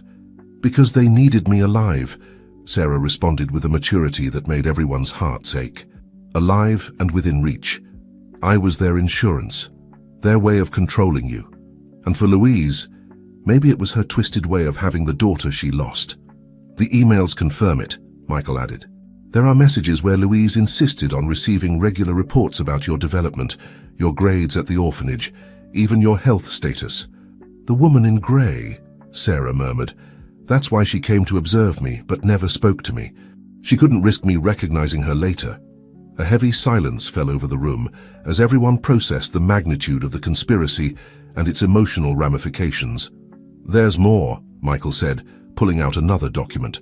I found regular transfers to a Swiss account in the name of a certain Mercedes Ordóñez. Does that name ring a bell, Sarah? The girl visibly paled. She was the orphanage nurse. The one who was always present when Louise came to see me. The one who gave me a syrup to sleep on those nights. Henry clenched his fists tightly. They drugged you for Louise's visits. Probably to prevent you from clearly remembering those moments, Caroline explained gently. Young children are more susceptible to the effects of mild sedatives. And what do we do now? Sarah asked. We have the evidence, but we have to be careful about how we use it, Henry completed. Not just for immediate safety, but because this could have serious legal repercussions. And there's Catherine, Caroline added. If we make a false move and Alfred feels cornered, he could try something against her in London, Sarah concluded, surprising everyone with her quickness to understand the implications. Exactly, Michael nodded. We need to coordinate all movements with precision. Make sure that when we act, they don't have time to react. Sarah got up and walked to the piano, her fingers brushing the keys without pressing them. We need them to make a mistake, she finally said, something that makes them reveal their game. What do you suggest? Henry asked, recognizing the strategic gleam in his daughter's eyes. They're obsessed with control, she responded, turning to look at them. And now they feel they're losing it. My appearance in your life, the classes with Caroline, the possibility of Catherine returning, all of that is destabilizing them. And destabilized people make mistakes, Michael completed, understanding. Exactly. So maybe, Sarah paused, carefully considering her next words. Maybe it's time to increase the pressure. Increase the pressure? Henry asked, studying his daughter's face with a mixture of pride and concern. What do you have in mind? Sarah sat down again, her eyes shining with determination. We need to make them believe they're losing control of the situation, but in a way they can't directly counterattack. How? Caroline asked. First, Sarah began, we need the news of my existence to leak in the company, but not as Henry's lost daughter, but as his charity project. The rumors will spread on their own. It's already happening, Michael confirmed. After your visit today, the hallways are a hotbed of speculation. Good. Second, Caroline needs to be more visible in her visits to the company. Let people see her. Let them remember her connection to Catherine. I can schedule some meetings with the Human Resources Department, Henry suggested, to discuss educational programs for street youth. Perfect, Sarah nodded. And third, we need Catherine to do something unexpected in London, something that makes them nervous but seems completely innocent. Like what? Caroline asked. Like announcing her return to teaching, Sarah responded with a small smile. After years of seclusion, Henry Thompson's widow finally returns to public life, giving music lessons to underprivileged children. Brilliant, Michael murmured. It's the kind of news that would attract local press attention without raising obvious suspicions. But that would put Alfred and Louise on high alert, Henry completed, understanding the plan. Because they would know it's not a coincidence. Exactly, Sarah confirmed. And when they're nervous, they'll start communicating more among themselves, making mistakes. And Michael will be able to intercept those communications, Caroline added. There's more, Sarah continued. I need to go back to the streets. No, Henry interrupted her abruptly. It's too dangerous. Not permanently, she explained patiently, but I need to maintain my contacts there. Street people see things, hear conversations, notice patterns. If Alfred or Louise send someone to investigate my past, your friends on the street could warn us, Michael completed, impressed by the girl's insight. Besides, Sarah added with a mischievous smile, it would be suspicious if a street kid completely abandoned her territory overnight. I need to maintain my routine, at least in appearance. Henry looked at her for a long time before speaking. How did you become such a strategist? The street is the best school of strategy there is. she responded simply. You learn to read people, to anticipate their moves, to use their expectations against them. It's a good plan, Michael admitted, but it will need precise coordination. And additional protection, Henry added. I don't want you to be really alone at any time. Mr. Pete, Mrs. Johnson, the shoe shiner, the bakery lady, they're all my eyes on the street, Sarah explained. And now I have something I never had before. A phone and people to call if something happens. Caroline stood up and began to pace the room, thoughtful. We could also use the music lessons as part of the plan. If I start teaching you the lullaby Catherine composed, the news would reach Alfred's ears, Sarah completed. Another piece of the puzzle that would make them doubt. But we have to be extremely careful, Michael warned. One false step and everything could crumble. That's why we need every move to seem natural, innocent, Sarah responded. Like pieces of a puzzle coming together by chance. Henry observed his daughter with a mixture of admiration and concern. In a short time, she had gone from being a street child to the main strategist in a complex operation. But beneath that facade of strength and cunning, she was still a 12-year-old girl who had had to grow up too fast. There's something else we need to consider, he finally said. What if it works? If we get all the evidence we need? The repercussions will be enormous, not just for Alfred and Louise, but for you too. Your identity, your story, everything will come to light. Sarah remained silent for a moment, considering the implications. I know, she finally responded, but I'm not the scared girl from the orphanage anymore. I'm not even just the street kid you met a few weeks ago. I'm both, and I'm also your daughter. And it's time for everyone to know it. The following day saw Sarah's plan unfold with calculated precision. Like a perfectly rehearsed choreography, each participant played their part to perfection. Catherine, in London, had given an interview to a small local newspaper about her return to teaching. Music saved me in my darkest moments, she declared, her words carefully chosen. Now I want to use that healing power to help other children find their way. In New York, the news spread quickly in business circles. Michael, monitoring Alfred's communications, recorded a significant increase in international calls. Sarah maintained her delicate balance between two worlds. In the mornings, she attended her classes with Caroline, where she now openly practiced Emily's lullaby on the piano. In the afternoons, she returned to the streets, maintaining her usual routines, but now with a deeper purpose. There's a man asking questions, Mr. Pete informed her one afternoon. He wants to know how long we've known you, if you've always been around here. What does he look like? Sarah asked, though she already suspected the answer. Expensive suit, shiny shoes, but tries to look casual. He's not fooling anyone around here. Roger, she murmured. He's trying to verify my story. Information flowed in both directions. The market vendors, the shoe shiners, even the children playing in the square, had all become unwitting informants, alerting about any suspicious presence in the neighborhood. At the company, Henry maintained his act of generous benefactor, occasionally mentioning Sarah's progress in casual meetings. It's amazing what these kids can achieve when given a chance, he would comment, noticing how Alfred tensed his jaw every time the subject came up. Caroline had begun to visit the company regularly, supposedly to discuss the implementation of a music program for vulnerable youth. Music has the power to heal deep wounds, she said in a meeting, looking directly at Alfred. Sometimes a simple melody can awaken memories we thought were lost. The tension was palpable. Alfred began to make small mistakes, misplaced documents, forgotten meetings, hasty decisions. His assistant Roger spent more and more time out of the office, following leads that only led him to dead ends. One afternoon, while Sarah was helping at Mrs. Johnson's stand, she noticed something unusual. An elegant woman observing her from a nearby cafe. It wasn't Louise, but there was something in her posture that caught her attention. Michael, she whispered into the phone while pretending to organize fruit. There's someone new in the game, a woman around 50, beige dress, pearl necklace. She's at the Rose Cafe. I see her, Michael responded, who maintained a discreet surveillance. It's Beatrice Bennett, Alfred's current wife. Sarah processed this information while continuing her work. Why would she come herself? Why not send Roger as always? Because they're losing control, Michael responded.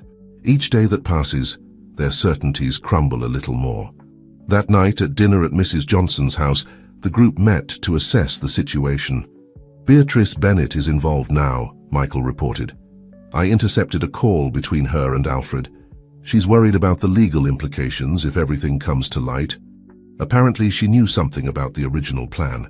How many more people are involved? Henry asked, frustration evident in his voice. That's the interesting thing, Sarah responded, who had been unusually silent. Each new person who gets involved is another crack in their wall of secrets.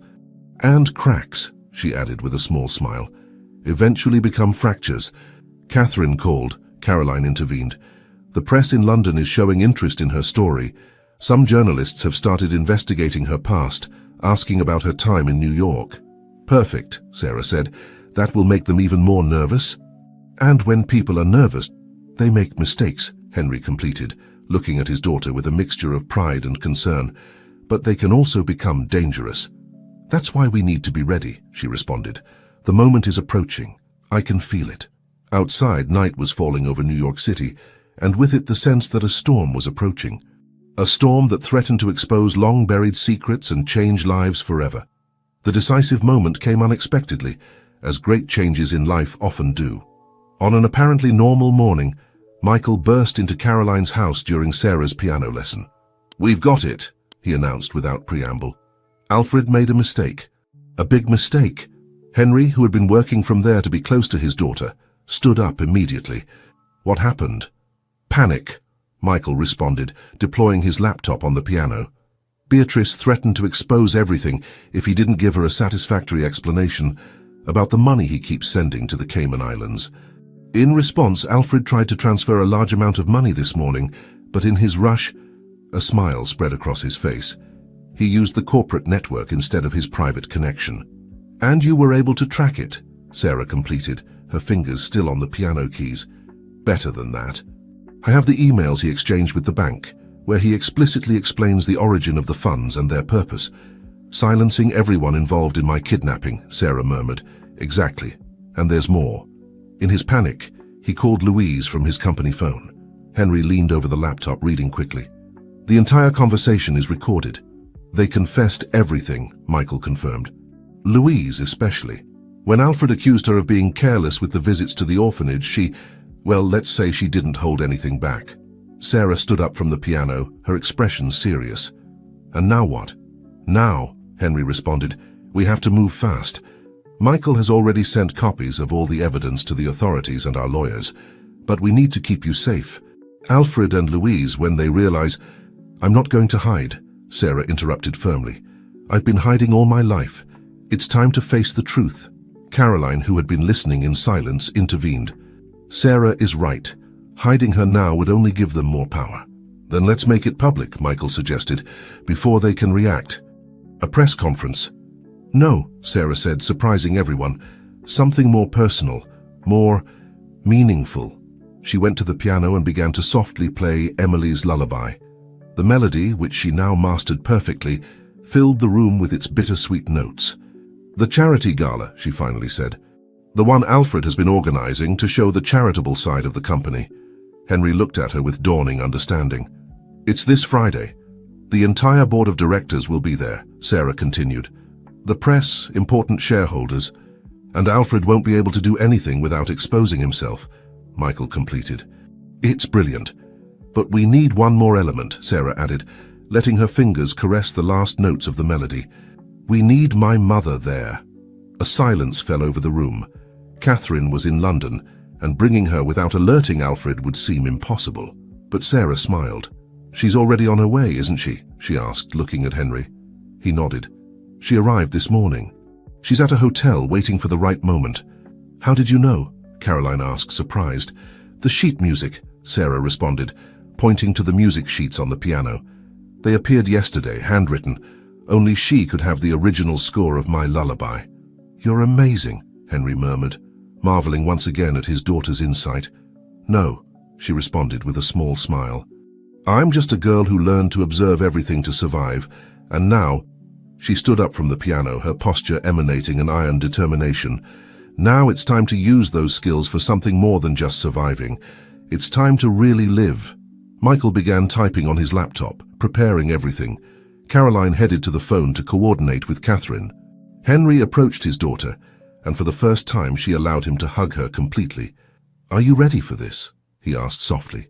Sarah nodded against his chest. "I've been ready all my life. I just didn't know it until now."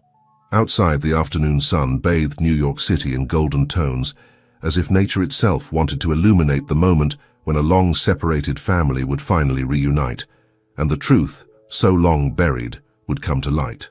The ballroom of the Imperial Hotel sparkled with golden lights for Thompson Enterprises' charity gala. New York's business elite mingled with political figures and celebrities, all supposedly gathered to support programs helping street children.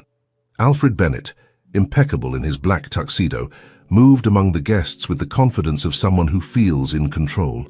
However, his eyes didn't stop scanning the entrance, especially since he had seen Caroline Owens arrive.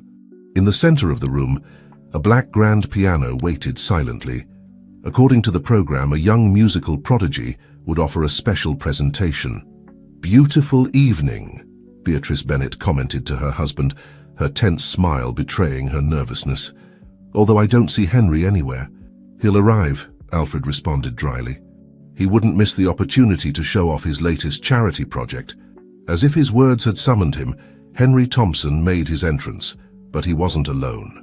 At his side, dressed in a simple but elegant blue dress, walked Sarah. Her black hair was pulled back in a soft bun, and the silver medallion shone on her neck. A murmur ran through the room. Many had heard rumors about the street girl that Henry Thompson had taken under his protection, but seeing her like this, transformed and elegant, was something else. "Good evening, Alfred," Henry greeted with studied calm. "Beatrice, allow me to formally introduce you to Sarah." "We've already met," Alfred responded, his smile not reaching his eyes. "From the office, remember?" "Oh, we know each other from much earlier," Sarah said, her voice clear and firm. "From St. Angel's Orphanage, to be precise." The color drained from Alfred's face.